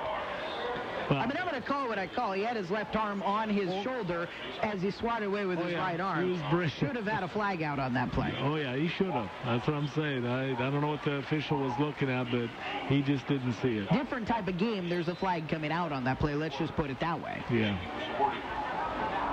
Hold on, baseball. So for Hermiston, first down and 10 from the 31. In Dalles territory. Canute's hands off. It's going to be Mendez running right, spins around and down up to the 28-yard line. 2-yard gain for Kevin Mendez. 1:38 remaining in the second quarter. And it will be a running clock in the second half.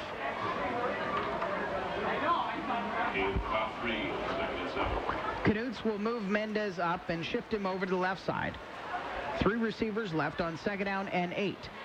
Fake a pitch, hand it off to Green coming up the right side. He's got some space. 15, 10, 5, and Tony Green's into the end zone. They used to run that play quite a bit. They fake a pitch out one way, and the H-back coming back across the formation takes the pitch the other direction. It's kind of Hermiston's counterplay, essentially. Yeah, it is. You know, everybody else calls it a shovel pass, and it is. It's a forward pitch. So, you know. Well, that's true. It's a reception for Green. He's got a few of those tonight. But, you know, you're right. That is the equivalent of our trap or counterplay, and it works. You know, when you got a team like you can spread out here, it happens. Medina's kick is through, and that'll make it 68-0 with 1:13 left. So for Hermiston, next week it's to Hood River Valley, and then finish up with Pendleton on Halloween night. Now here's what it looks like to me, is Pendleton holds serve at home against Hood River in the second half. They're up big right now. And then Pendleton goes to the Dalles next week. If they continue to roll like they are tonight, Hermiston continues to roll like they are at Hood River. You know, you can't count the wins before they happen. You got to win the games. But if they both win, that sets up a conference championship game here on Halloween between Hermiston and Pendleton. And that'll be an interesting game. Always is against Hermiston Pendleton. And, you know, but you're coming here this year, and this is a different type of Hermiston coach team. So that was a 28-yard touchdown pass, essentially, to Tony Green. And Medina, 10 of 10 to make it 11 of 11. Excuse me. 9 of 10. Last one didn't go through. This one's going to low bounce at the 20. Picked up by Eaton. He dropped it, picked it back up. He's at the 10, 15, 20, and that's where he'll be caught up to the 22-yard line. 1:06 left in the first half. And the Dalles has it at the 22 to start this drive.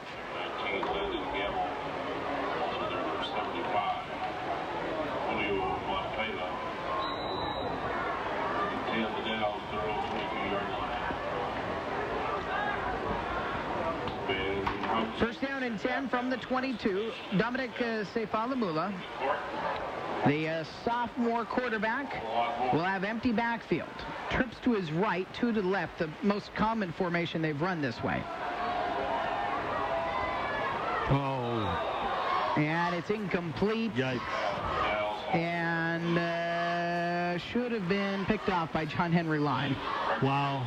Yeah, that should have been picked off, and there was nobody in front of him. You know, there was an offensive lineman in front of him, but that was it. But you've got to make the catch before you can make the return. And I think that's what he was looking at, was saying, oh, look at that. Jerry Ramirez in at a linebacker along with John Henry Line. Kyler McCamey is playing that rover position right now. Second down and 10. Straight drop. Seifalamula looking over the right side. Deep downfield, and it's caught by Wilson. He gets his toes in just before he goes out of bounds at the 45-yard line. 23 yards on the pass play. And the 6th first down of the game for the Dalles. 55 seconds remaining in the first half. 68-0 Hermiston.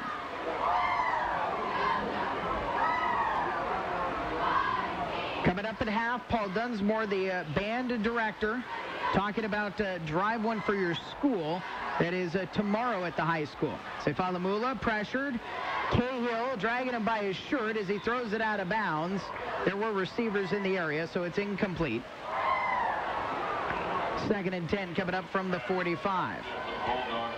It's pretty straightforward, and Paul will talk about it during the halftime interview, but drive one for your school. Ford Motors and Tom Denchel Ford Country brought it here many times over, and it helped Hermiston's band program get the marching band uniforms they use now. Now they want to show them off at the Holiday Bowl in San Diego. Wow. For you, it's simple.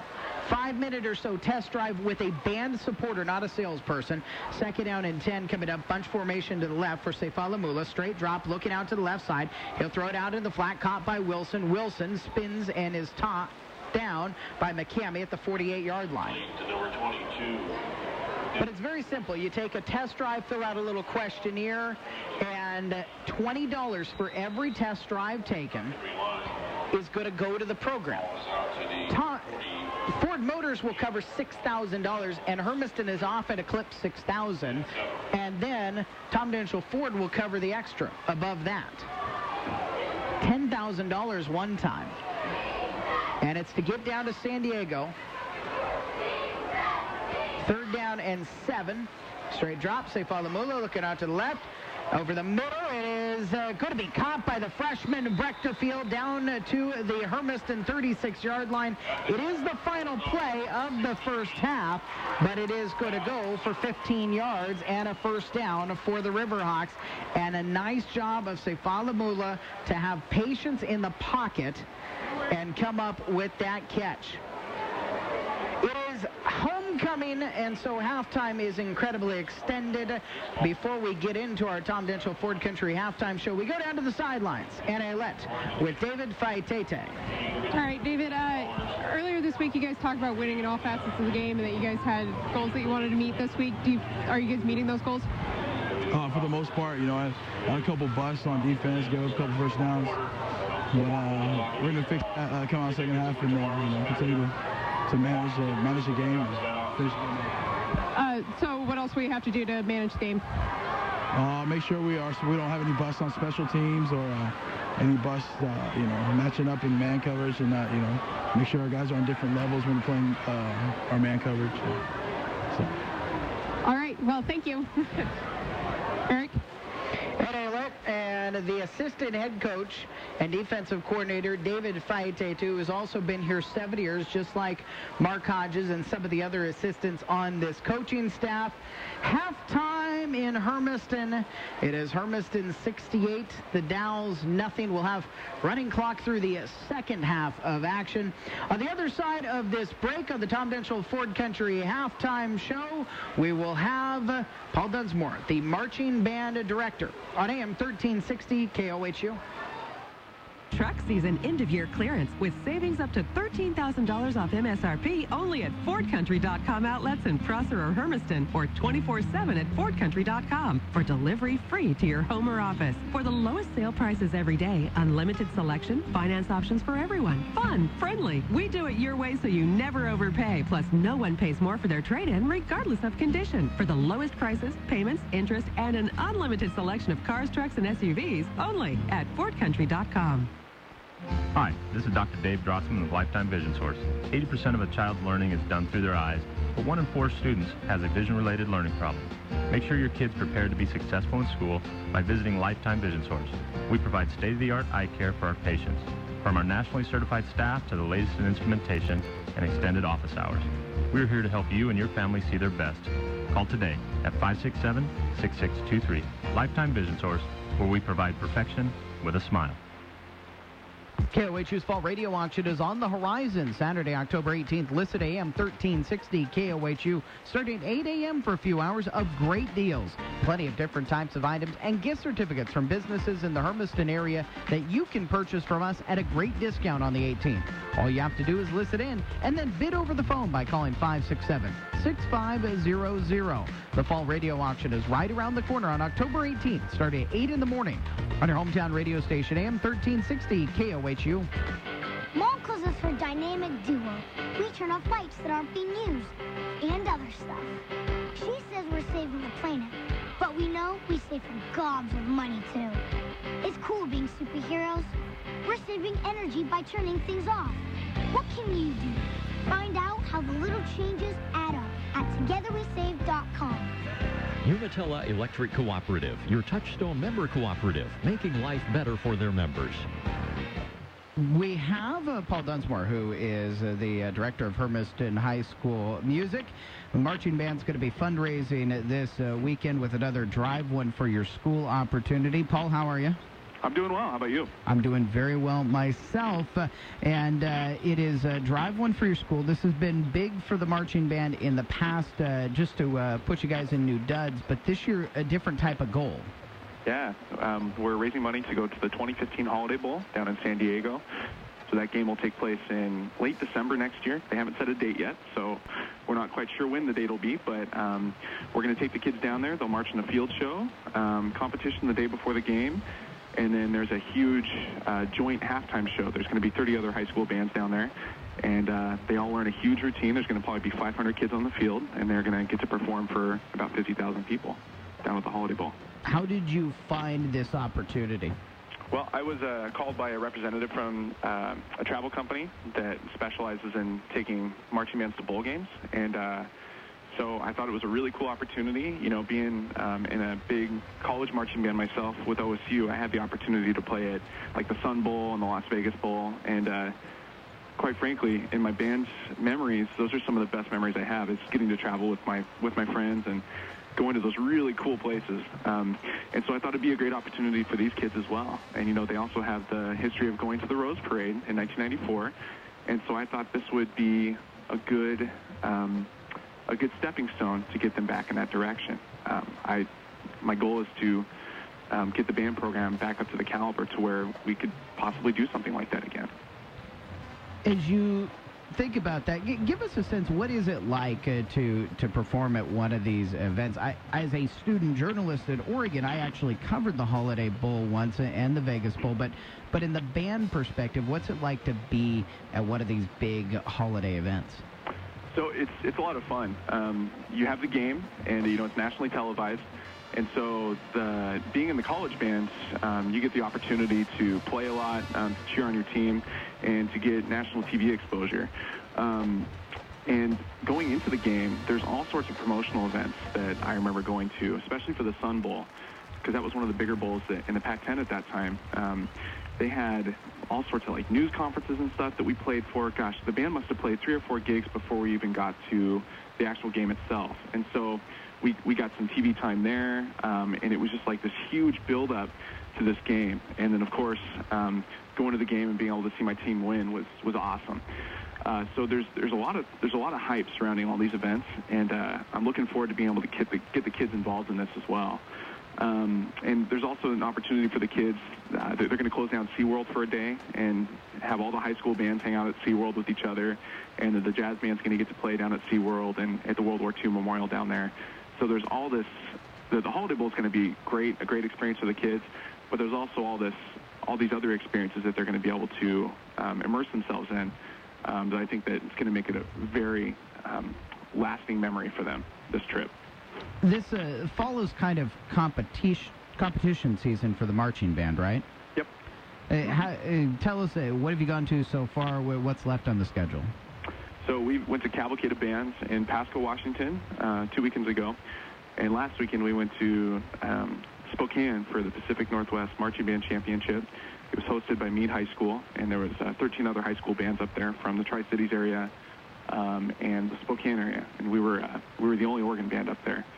And then we go to Auburn up by Seattle on November 7th. And they have a Veterans Day parade up there, and then we also do a field show up there. And that's the end of our season for this year. So looking at next year, our schedule is going to be really similar, and we're going to have to figure out a way to extend our rehearsal schedule all the way through the Holiday Bowl, which will extend the season for us about another month and a half. As far as the field show goes, is that the one that fans who've been at football games have seen this year? Yeah, and the fans at our football games have only seen 2/3 of it. If they go to the game tomorrow night, the homecoming game, we're going to perform the last third of it that they haven't seen yet. So it's organized into 3 different songs, 3 different movements. And as we get farther along in the season, we add more and more into it for our home crowd. And we have our show completed. And so they're going to get to see the final tune tomorrow night with all the marching and all the hype surrounding it. And personally, it's my favorite out of all 3 of them. So I think the audience is really going to enjoy it. As you look at how you're pushing to evolve this band, what's been the most important thing this year from last year? I'd say the attitude of the members. We have really good attitudes in the band this year. They want to work hard. They want to improve. And I have really good leadership in high school band this year that has taken ownership of it, and they want to get better. So since they want to get better, that really means that the sky's the limit, and we can do a lot with them over the next few years. It's a very, very straightforward fundraiser for you guys Saturday morning through the afternoon. Explain the partnership with Ford and what people have to do to donate to you. So, yeah, it starts on Saturday at 8 a.m. and it'll go till 4 p.m. And like you said, it's really simple. Ford will bring over 16 cars, and it's going to be 16 of the nicest cars on the lot, the highest trim models. And all people have to do is they have to show up, fill out a little form, and they get to test drive a car. They won't even be riding with a Ford representative. They'll be riding with one of the band parents and just have a nice conversation, get to drive the car around a little bit, bring it back, fill out a quick survey, and if everything is cleared with Ford will donate $20 to the band program for each driver that we get. So they say in the fundraiser information that they'll donate a total of up to $6,000. In the past, though, with uniform fundraisers, the band was able to get enough drivers and enough bonuses to make up to $10,000. So we're hoping that we're going to be able to achieve that goal again this year. It's right at the high school, and it's a Saturday from 8 to 4 opportunity, just 5-minute or so test drive, and $20 goes the band's way. Once again, Paul Dunsmore, the director of the Hermiston Marching Band, with us on the Tom Detchel Ford Country halftime show. We'll come back live from Kennison Field at Bulldog Stadium on homecoming night. An interview with the queen of this year's homecoming court on AM 1360 KOHU. Truck season end-of-year clearance with savings up to $13,000 off MSRP only at FordCountry.com outlets in Prosser or Hermiston, or 24/7 at FordCountry.com for delivery free to your home or office. For the lowest sale prices every day, unlimited selection, finance options for everyone, fun, friendly. We do it your way so you never overpay. Plus, no one pays more for their trade-in regardless of condition. For the lowest prices, payments, interest, and an unlimited selection of cars, trucks, and SUVs only at FordCountry.com. At First Community Credit Union, we believe customer service has everything to do with community service. We don't just manage money, we manage livelihoods. We see every person in every neighborhood as a sound investment with a return far more valuable than any percentage rate. At First Community, we put community first, always. Visit us in Hermiston, Pendleton, and Milton Freewater, or online at myfirstccu.org for financial solutions you can trust. First Community Credit Union. Sophomore Prince Brady McKay Christensen. Important school activities for Brady has been playing freshman football with his homies playing basketball, but especially lacrosse. After high school, he plans on going to college and playing lacrosse at Syracuse, becoming a billionaire and marrying Kate Upton. They have 3 kids. His favorite high school memories so far are playing varsity basketball in a home game with his senior brother Carter, going to lunch with Gavin a lot, and rat stomping with JD and crew. In his spare time, he enjoys kicking it with his homies, doing hood rat stuff and going 0 to 100 real fast. His favorite movie that best represents him is Fast and Furious. If he could have any superpower, would be teleportation. His hero is his mom. He would like to thank his mom, dad, and family for the support and given him so much so far in his life.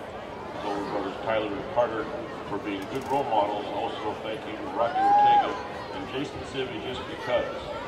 Last but not least, big shout out to Toby Cha-Cha and Cha-Cha. He loves them like brothers.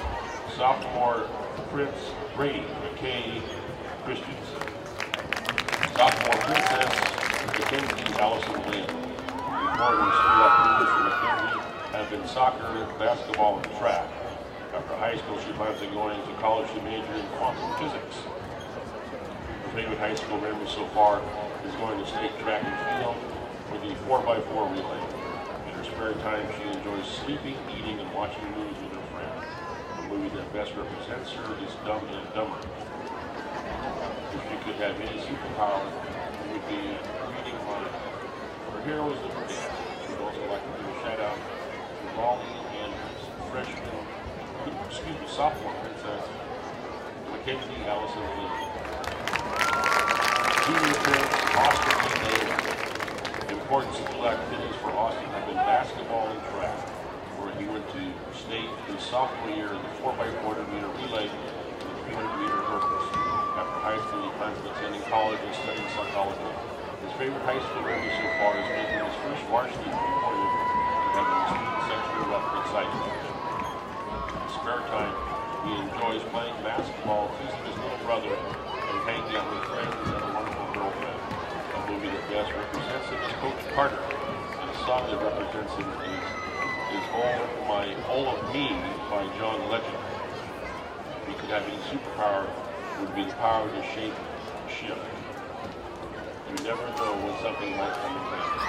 His hero is his mom because she strives to be the best example for and for teaching him how to be selfless, for helping him grow in his faith. We would like to give special thanks to his mom and stepdad, Tony, for pushing him and helping him be the best he can. His little brother, Ty, will always encourage him to do the right thing. His beautiful girlfriend, Mackenzie, for always making him smile and giving him countless memories. Most importantly, thank you, God, for providing him with everything he needs and getting him to where he is today.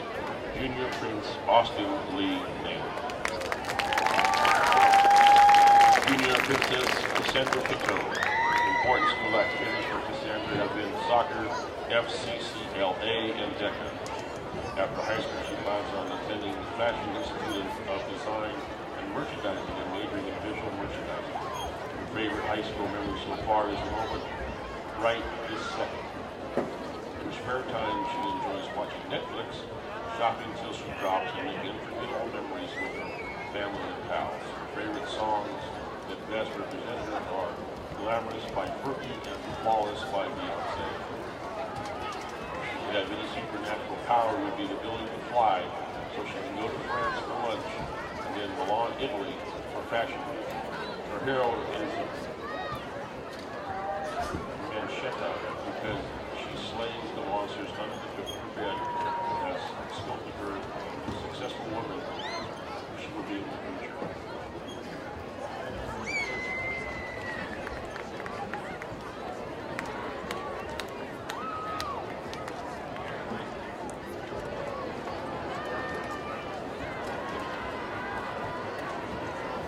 She would like to give a big smooch and gracias to her padres for being such a fabulous child into this world.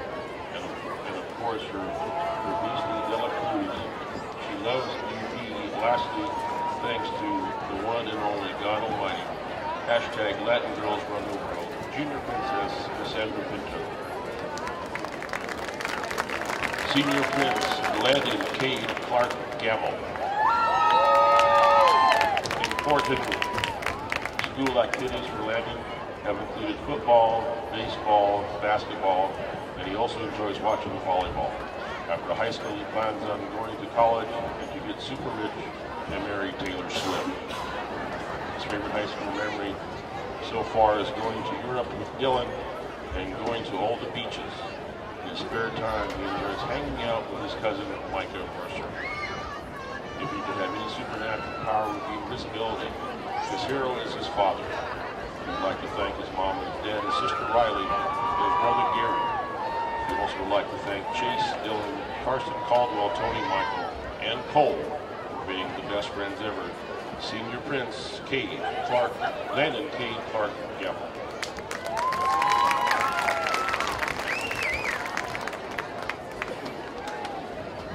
Senior Princess Bobby Hoffbauer.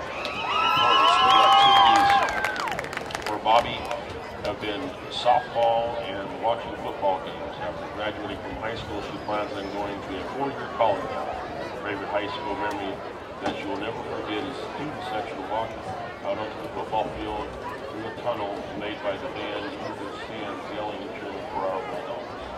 In her spare time, she enjoys being with her friends and family and going to the mountains. Her favorite song that best represents her is Cruise by Florida Georgia Line. If she could have any supernatural power, it would be the ability to fly because, well, who wouldn't want to fly? Her heroes are her parents. They have taught her so many things, most important never to give up when things get difficult. She is forever grateful for them. She would also like to thank her best friends, Abigail Grossman, Brittany Hayden, and Mackenzie Jewell, for also being there when she needs them, for making memories that she will never forget. Princess Bobby Hoffbauer. Senior Prince Dylan Caldwell. Important school activities for Dylan have included football, basketball, baseball. After high school, he plans on living the American dream. His favorite high school memory so far is playing on the gridiron with his football family. In his spare time, he enjoys competing in a competitive eating contest. The movie that best describes Dylan is Fat Albert. If he could have any superpower, it would be the ability to eat and not get fat. His heroes are his parents, Dave and Brenda. He would like to thank his family for always being there for him, supporting him, especially to his mom, Brenda, Dad, Dave, and little girl, Katie. Love you guys. Also, a special thanks to the special girl, Kristen Miller, and the O-line crew, the Fat Five, Corey, Kitty Cat Adams, and the rest of the football team, Senior Prince Dylan Caldwell. Senior Princess Mackenzie Jewell. Important school activities for Mackenzie have included softball, leadership, and cheering on all the Bulldog teams. After high school, she plans on attending Oregon State University or Western Oregon to get a degree in elementary education. Her favorite high school memories so far is softball team dinners with her crazy teammates. In her spare time, she enjoys playing softball, spending time with friends and family, working with little kids and helping plan all the leadership activities. What she lives by every day is live well, laugh often, and love much. If you could have any superpower, it would be definitely to be invisible. Because who wouldn't want to be invisible for the day? Who wouldn't want to be invisible for the day? Her heroes are her parents who have supported and encouraged her in everything she does. They are her number one fan. She would like to thank her teachers and coaches over the past few years for always encouraging her and challenging her to do her best. A big thank you to her best friends for being the funniest and bestest friends out there. Most of all, thank you to her family for being there for her 100% of the time. Thank you for all the unforgettable memories. You guys are all amazing. She loves you all. Senior Princess Mackenzie Jr.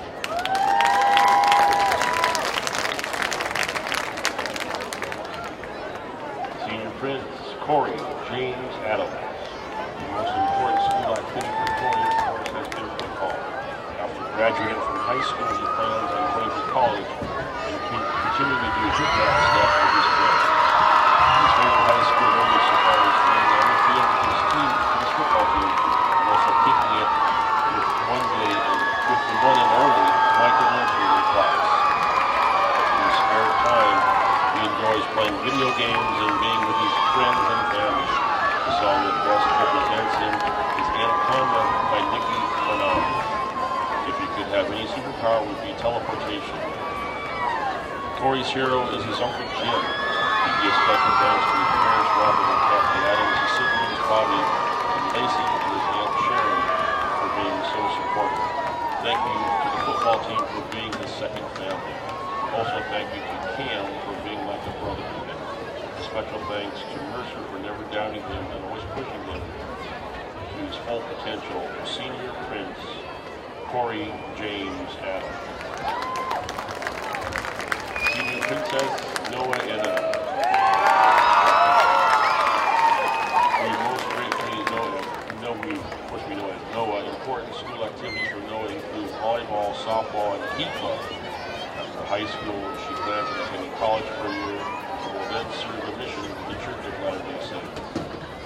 Afterwards, she will resume her education. Her favorite high school memory so far is winning the CRC volleyball title last year after beating Pendleton. In spare time, she plays volleyball, watches Netflix, Supernatural, hangs with family and friends, and reads. Her favorite song that best represents her is Close Your Eyes by Megan Trainor. If she would have any superpower, would be the ability to fly. Her hero is her mom.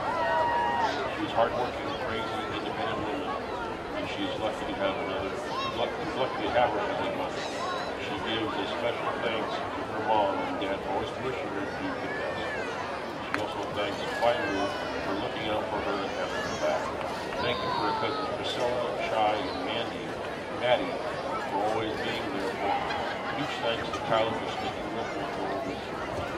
All the friends who have made Hermiston hotter, thank you.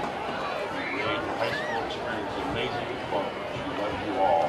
Senior Princess Noah Anna.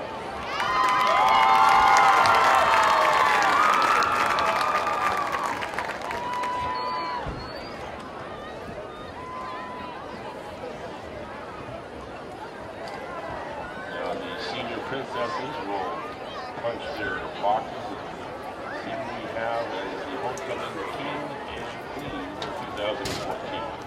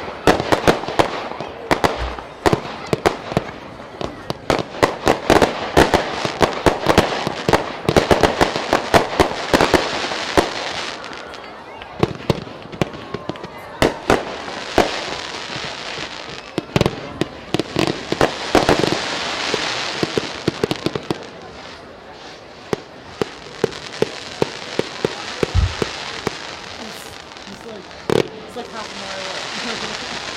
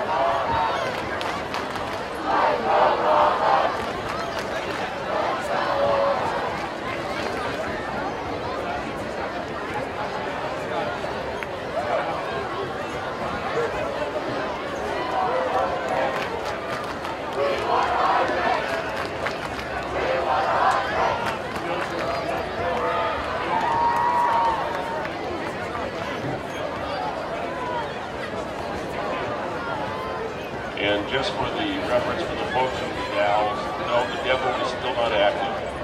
That last little bit was gas bomb, so you're okay.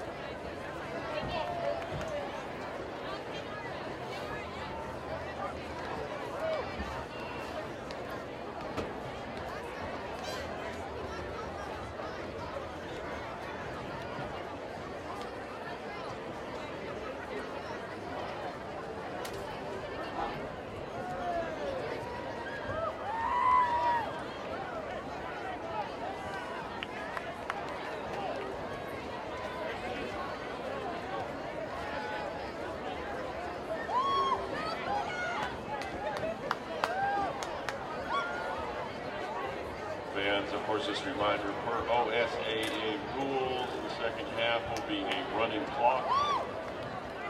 Stop on the timeouts in each period.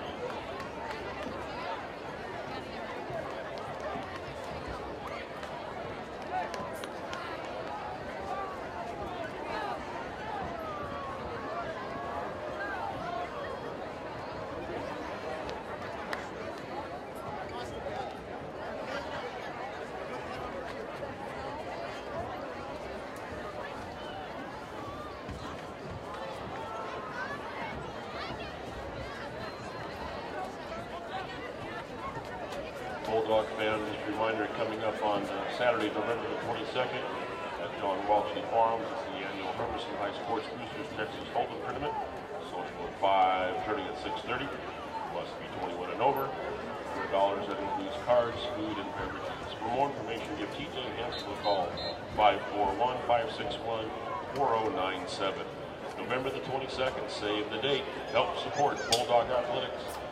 The annual Hermiston High Sports Boosters Texas Hold'em Tournament, November the 22nd, Dalles-Wahtonka Farms, Edwards Road.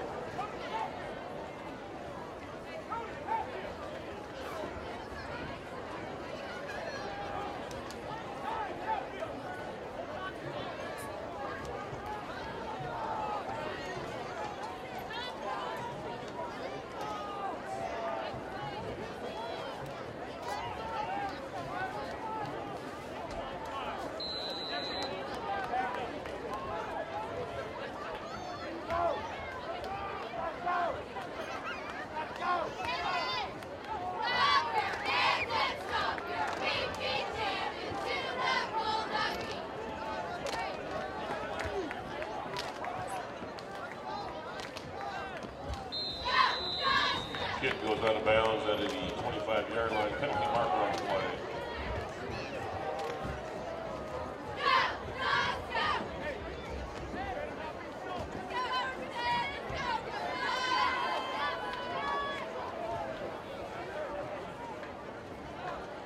The kick went out of bounds. There will be a 5-yard penalty and a re-kick.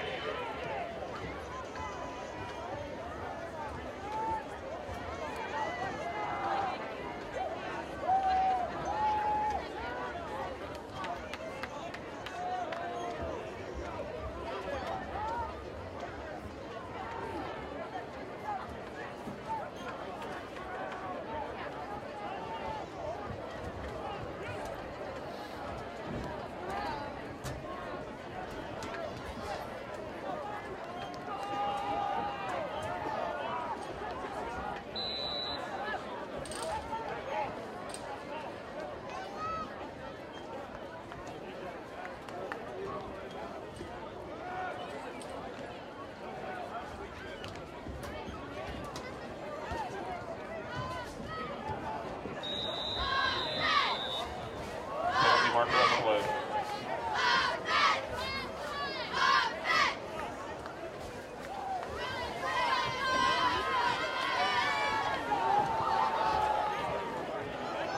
Ball was out of bounds. It will be taken at the spot where it went out. 3-yard line. Spinning here in the second half, and Hermiston's JV offense is on the field with the 68-0 lead. It will be Nathan Hunsaker who takes over in the second half. The H-back will be Austin White.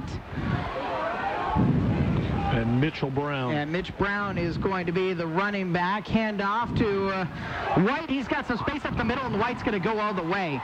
Run right up the middle to the Dalles defense, and White takes it 58 yards, 57 yards for the score. Austin White, actually his second varsity score of the season is he recovered, correct me if I'm wrong, he recovered the punt that was blocked at Hanford. Yes, he did. Hayden Simon blocked the punt, and White recovered it and got it into the end zone for the score. So That's the one that wasn't highlighted is, well, you have Mackenzie Jewell as the queen, so Dylan Caldwell is the king of the court. Yes. And the all-league left tackle, who will get to be a spectator for the second half of this one. Holding number 88, Tucker Salinas. Out of the hold of Tucker Salinas, the kick is up, and it is a true Kick is good. for James Whipplehoffer. 75. The Dalles. That'll make it 75-0. On the Austin White touchdown run. So a little bit more about the planning this week. Kind of explain, for somebody who's unfamiliar, what is the bonfire? The bonfire is where we use the rodeo grounds and we have a bonfire. But the bonfire isn't really what everyone goes to go watch. We actually also have volleyball, and then one of the classes wins volleyball, and that was junior class with my help. And then we also have teams sign up for mud tug-of-wars, which is a giant mud pit, and you play tug-of-war. And this year we had, I want to say, blackout win, and it was pretty tough and messy, but it was fun. But worth the mess, huh? Definitely. Oh, and we also have pie eating contests for the homecoming court. James Whipplehoffer has the ball teed up after converting the extra point.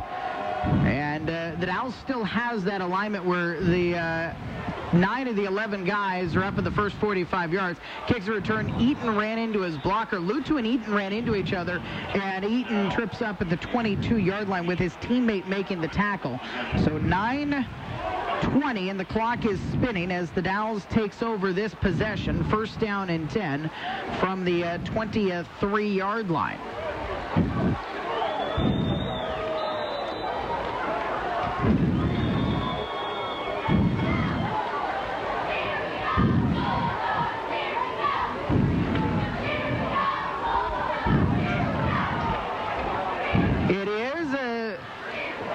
Sefala who fakes a handoff. Eaton going to the right side. Eaton's got some space at the 30, comes back to the middle, and tripped up at the 35-yard line. Stop of the play for Hermiston was made by Kyler McCamey. Eaton on the carry for the Dalles across the 35 to the 36-yard line. And that's going to be a first down for the Dalles on the rush. First and 10. Up to the 36, first down and 10. Trips receivers to the right and one alone to the left for Sefala as he takes the snap, pans off. Eaton edging out to the left side, trying to get out to the corner, and he'll be cut and dropped in the backfield for a loss by Zach Brown, a junior. On the carry, tackle for a loss. The backfield. What does ASB do beyond homecoming night? Oh my gosh, everything around the school. We promote everything. We try and promote every activity that we can, and even outside of just leadership, just as people, we try and promote everything that goes on. And we also promote the blood drive, which is not through the school, but through Red Cross. And then we have a lot of other activities that we help out with, like community service and such. Second out and 14, the I formation behind Sefala. He'll hand up to the up man, and a fumble ball out. Devin Wilson lost it at the 33-yard line. Hermiston recovered it. It was Tim Cahill who came out of the pile with the recovery on the fumble. This is the second fumble that the Dalles has lost this evening. First and 10 of the Dalles, 33-yard line. Is the blood drive ways off, or? Actually, if I'm right, I want to say it's in 2 weeks. So the blood drive around the corner. Big event tomorrow we'll talk about here. Hermiston's got the ball. Nathan Hunsaker will put Brown to his right. And Hunsaker looks to throw over to the right side. Now he'll step up and run. Stutter step, slows up, and he stops and is dropped at the 30-yard line after a 4-yard gain. 6:35 left in the third quarter. And Hermiston with the possession after the fumble. Gain of about top 4. Remember, the clock is going to spin as this quarter continues to move because of the over 45-point rule. It's 75-0 right now. Hunsaker with Brown behind him will turn and hand off. Brown right to the right, edges back to his left, breaks away from one tackler inside the 25, is spun down at the 22-yard line. It was Jordan Famusili who makes the stop. And a first down for Hermiston, their 15th of the contest. 5:50 left in the third quarter. First and 10 Bulldogs. And the Bulldogs will send a pair of receivers down to the left and a pair to the right. White and Zumwalt to the right for Hunsaker. Brown stands to the left of the quarterback, who takes a snap, straight drop, looking out to the right side. Lobs towards the end zone, wobbly ball to Zumwalt, out of bounds. Couldn't keep his feet in, and so it's going to be incomplete. Second down and 10 coming up. Why did you want to get involved in ASP? Well, honestly, I honestly feel like I do a lot of leadership around the school, and I just wanted to be involved in more, and I just wanted to know what goes on behind the scenes of leadership.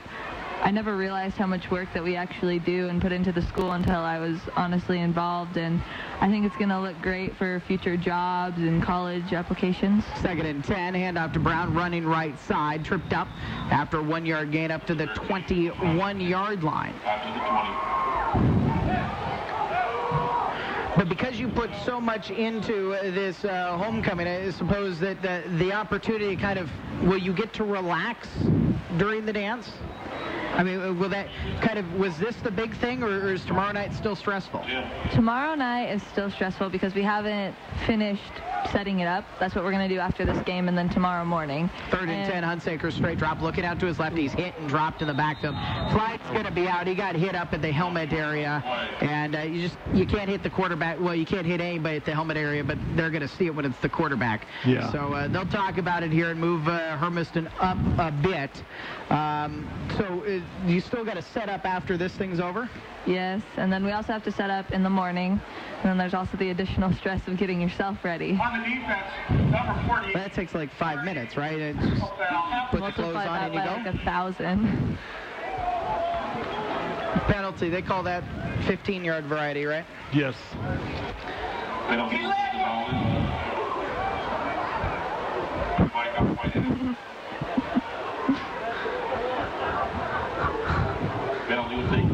There's a loud yell. It was the head official still had his microphone on.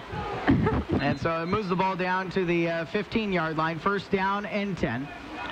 Hunsaker has White to his left and Brown straight behind him. It's going to be White again. Edges back to his left. Now bounces out to the right side. Fights through a tackle inside the 10. That's where he'll be stood up, as it was the Riverhawks junior Antonio Argueta who makes the stop after a gain of 5 and under 3 minutes remaining in the third quarter. 75-0 is the score.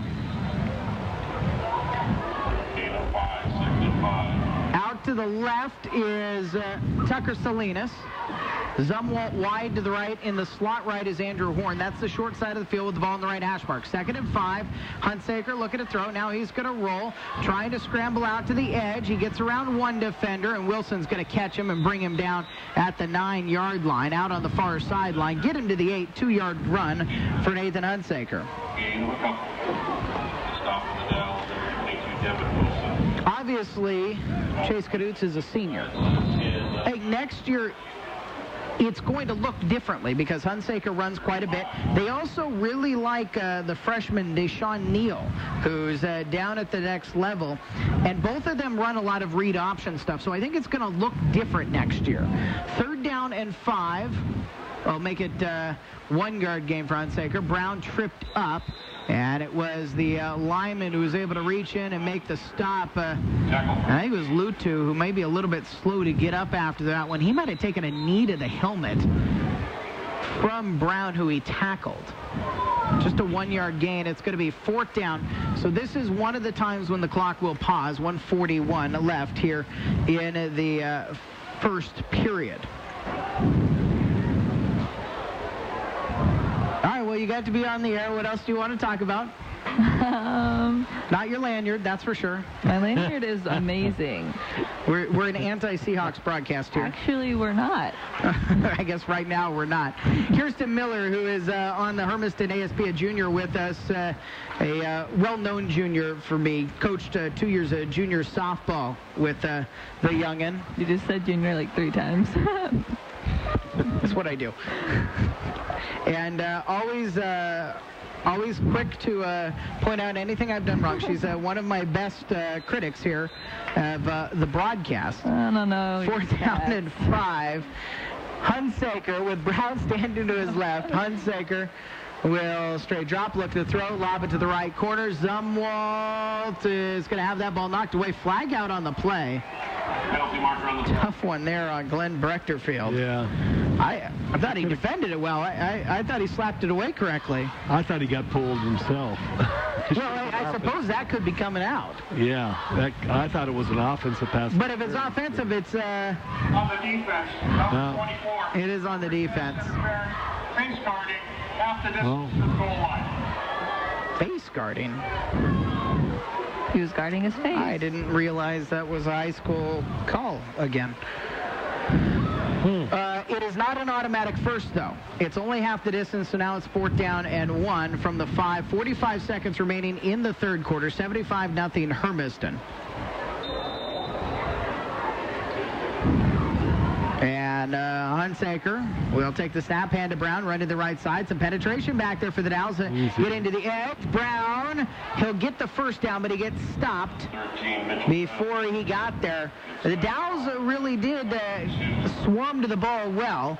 And Jacob Wetmore, a sophomore, we talked about it earlier. He's already 6'2", and his coach says he's going to grow even more.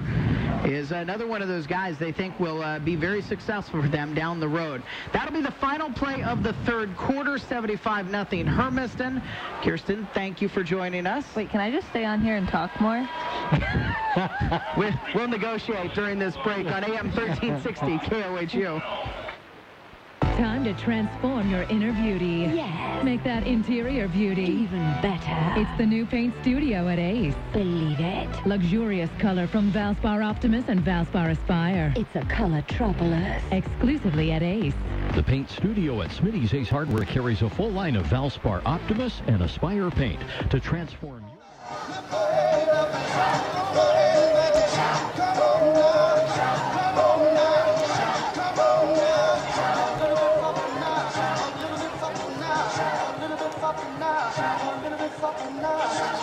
Participate in this, folks. You can dance with this, please. Have at it.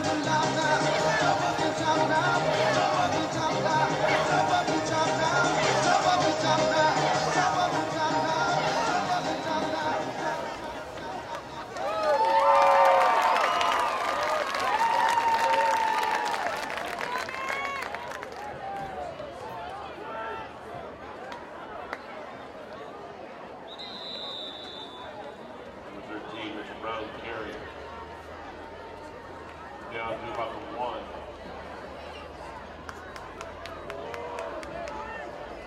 Brady.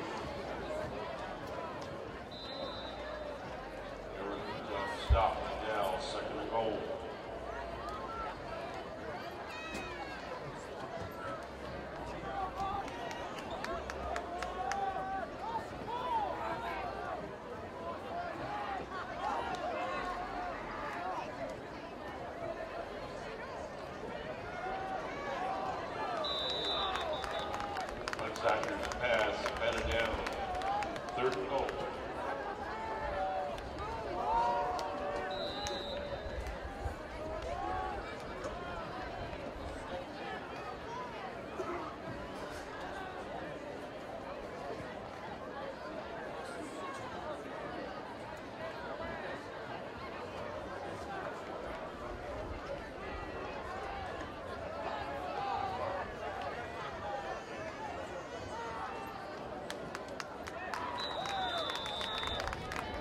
Colorado was able to carry tackle for a loss.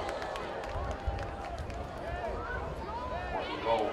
Fans was a reminder, drive one for your school. Help support the Bulldog Marching Band and their pursuit of winning holiday bowl parade in 2015. Drive one for your school tomorrow from 8 a.m. to 4 p.m. Main entry at Hermiston High. 8 to 4 tomorrow. Drive one for your school. Help support the Bulldog Marching Band.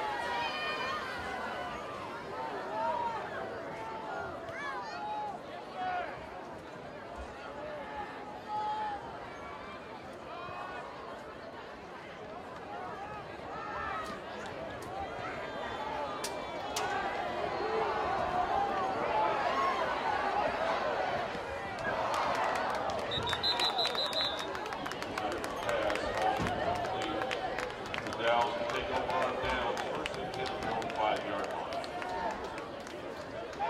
Bulldog fans, just reminded the Bulldogs will be on the road next Friday night in Red Rivers. They take on the Eagles. You can't be there in person. Follow the Bulldogs all season long.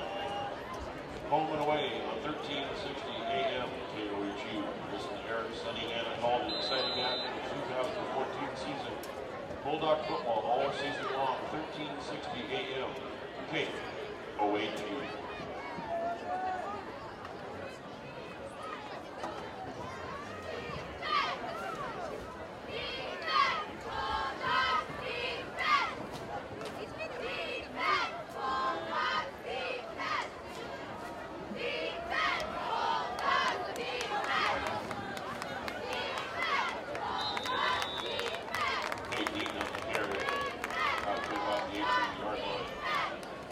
Stop the Bulldogs, number 81.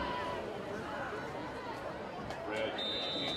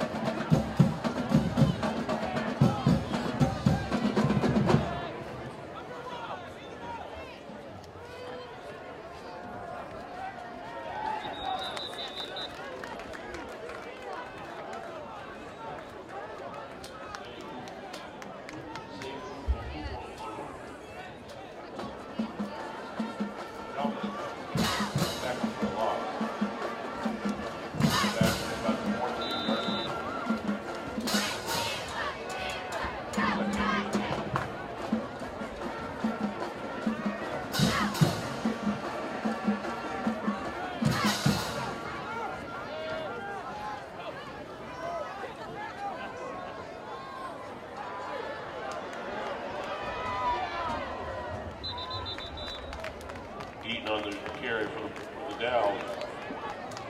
Take that bounce, been on the 3-400 walls. Ball spotted outside the 30 at about the 32-yard line. Carry was good for the first and 10. First and 10 to Dalles, but over 32.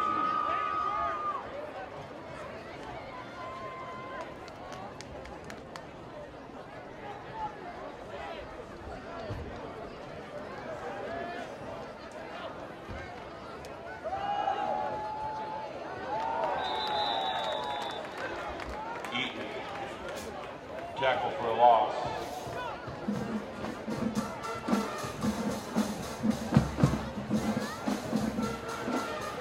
Backfield for the Bulldogs, number 81. Red 15. Loss of 4. Second and 14.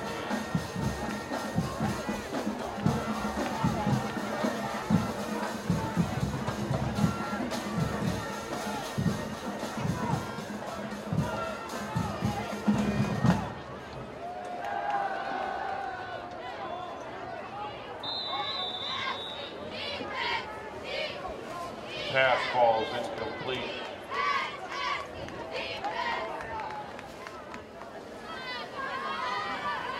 Again for number 82, Jacob Whitmore.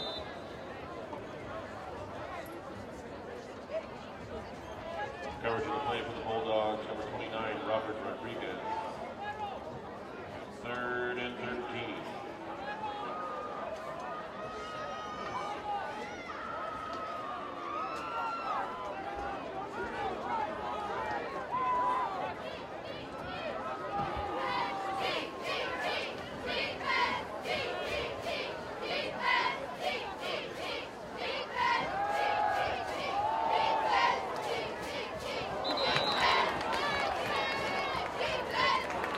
Pass is complete. And the reception for the Dalles, number 24, Glenn Rectorfield. Ball will be spotted at the 47-yard line. The reception was good for the first and 10. First and 10, the Dalles, their own 47-yard line.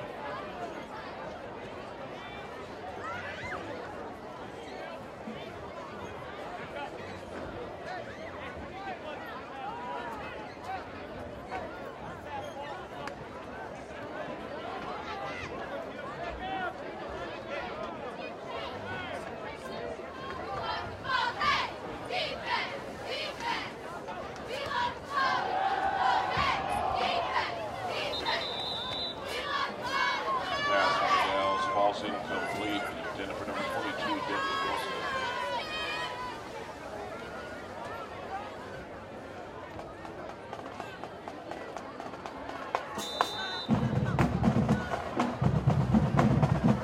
Second and 10. Once again, Bulldog fans, drive one for your school. 8 a.m. to 4 p.m. tomorrow. And it is time to help support the marching band. Drive one for your school.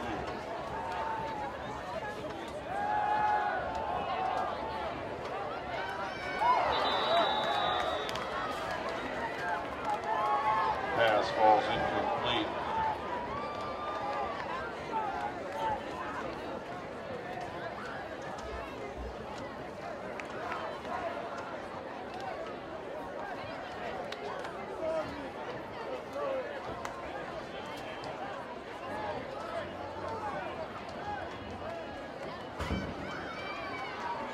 On the offense, illegal procedure, only 6 men on the line of scrimmage.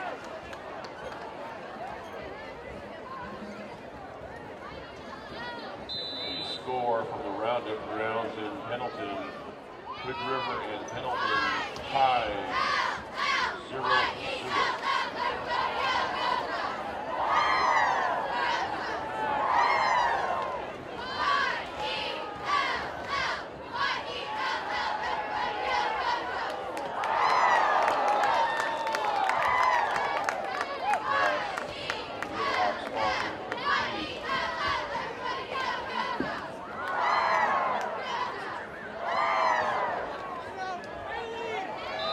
Backfield for the Bulldogs, number 65, Dalton Steele.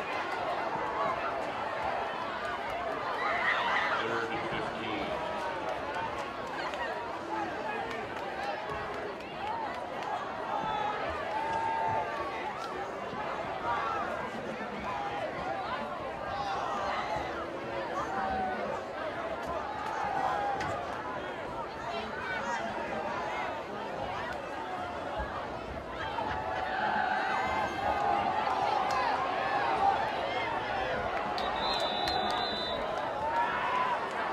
Penalty marker on the play.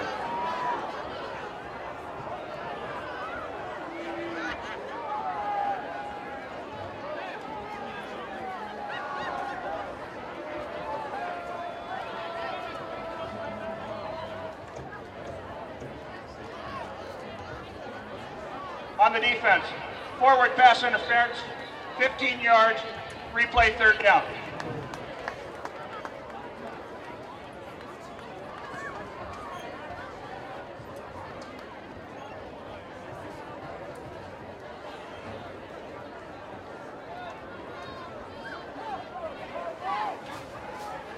The penalty yardage is enough for a 1st down.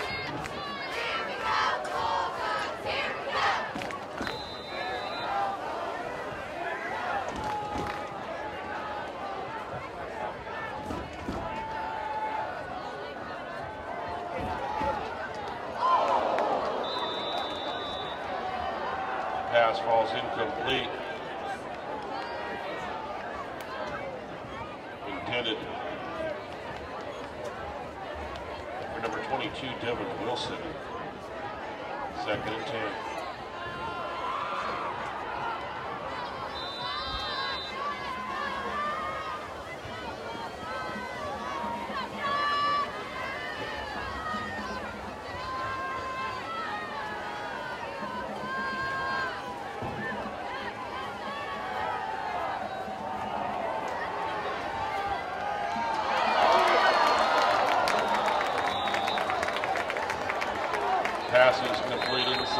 10 down to about the 8-yard line.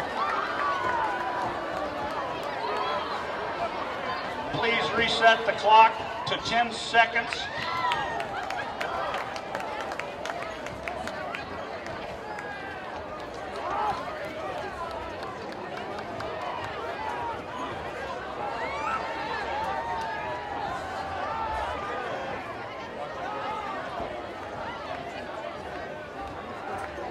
Once again, just reminder fans that the drive one for your school to help support the band tomorrow, 8 to 4 in front of the high school. And of course, the turkey shoot coming up on the 22nd of November to help support Bulldog Golf. The office at 9:30. Check-in is at 9. For more information, call Mike Drake, 701-4724.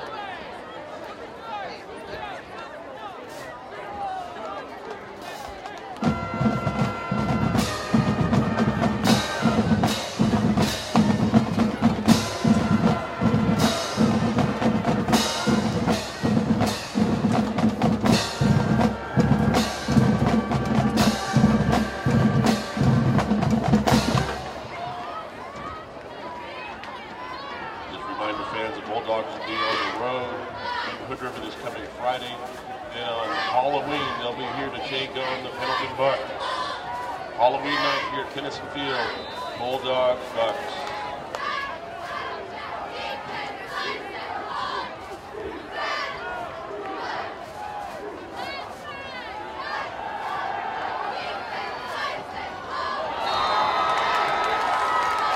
Touchdown, the Dalles into the end zone, number 14. Jordan Lutu, good for 6.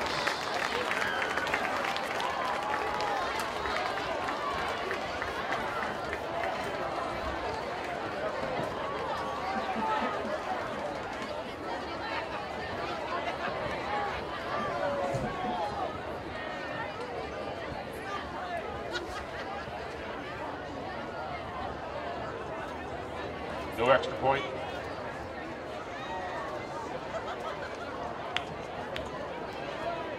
No extra point try. Okay, thanks.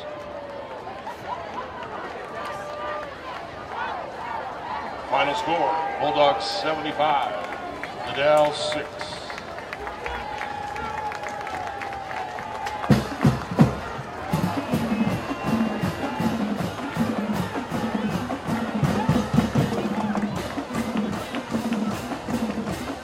Bulldog fans, just a reminder that the linebacker club will meet Thursday at Desert Lane, high noon.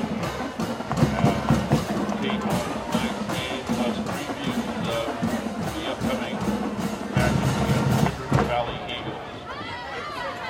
Linebacker club lunch Thursday noon at Desert Lane. And again, remind you that the drive home for your school tomorrow out in front of the high school. Thank you for attending this evening's ball game. Hope you enjoyed Homecoming 2014. And please, drive home safe.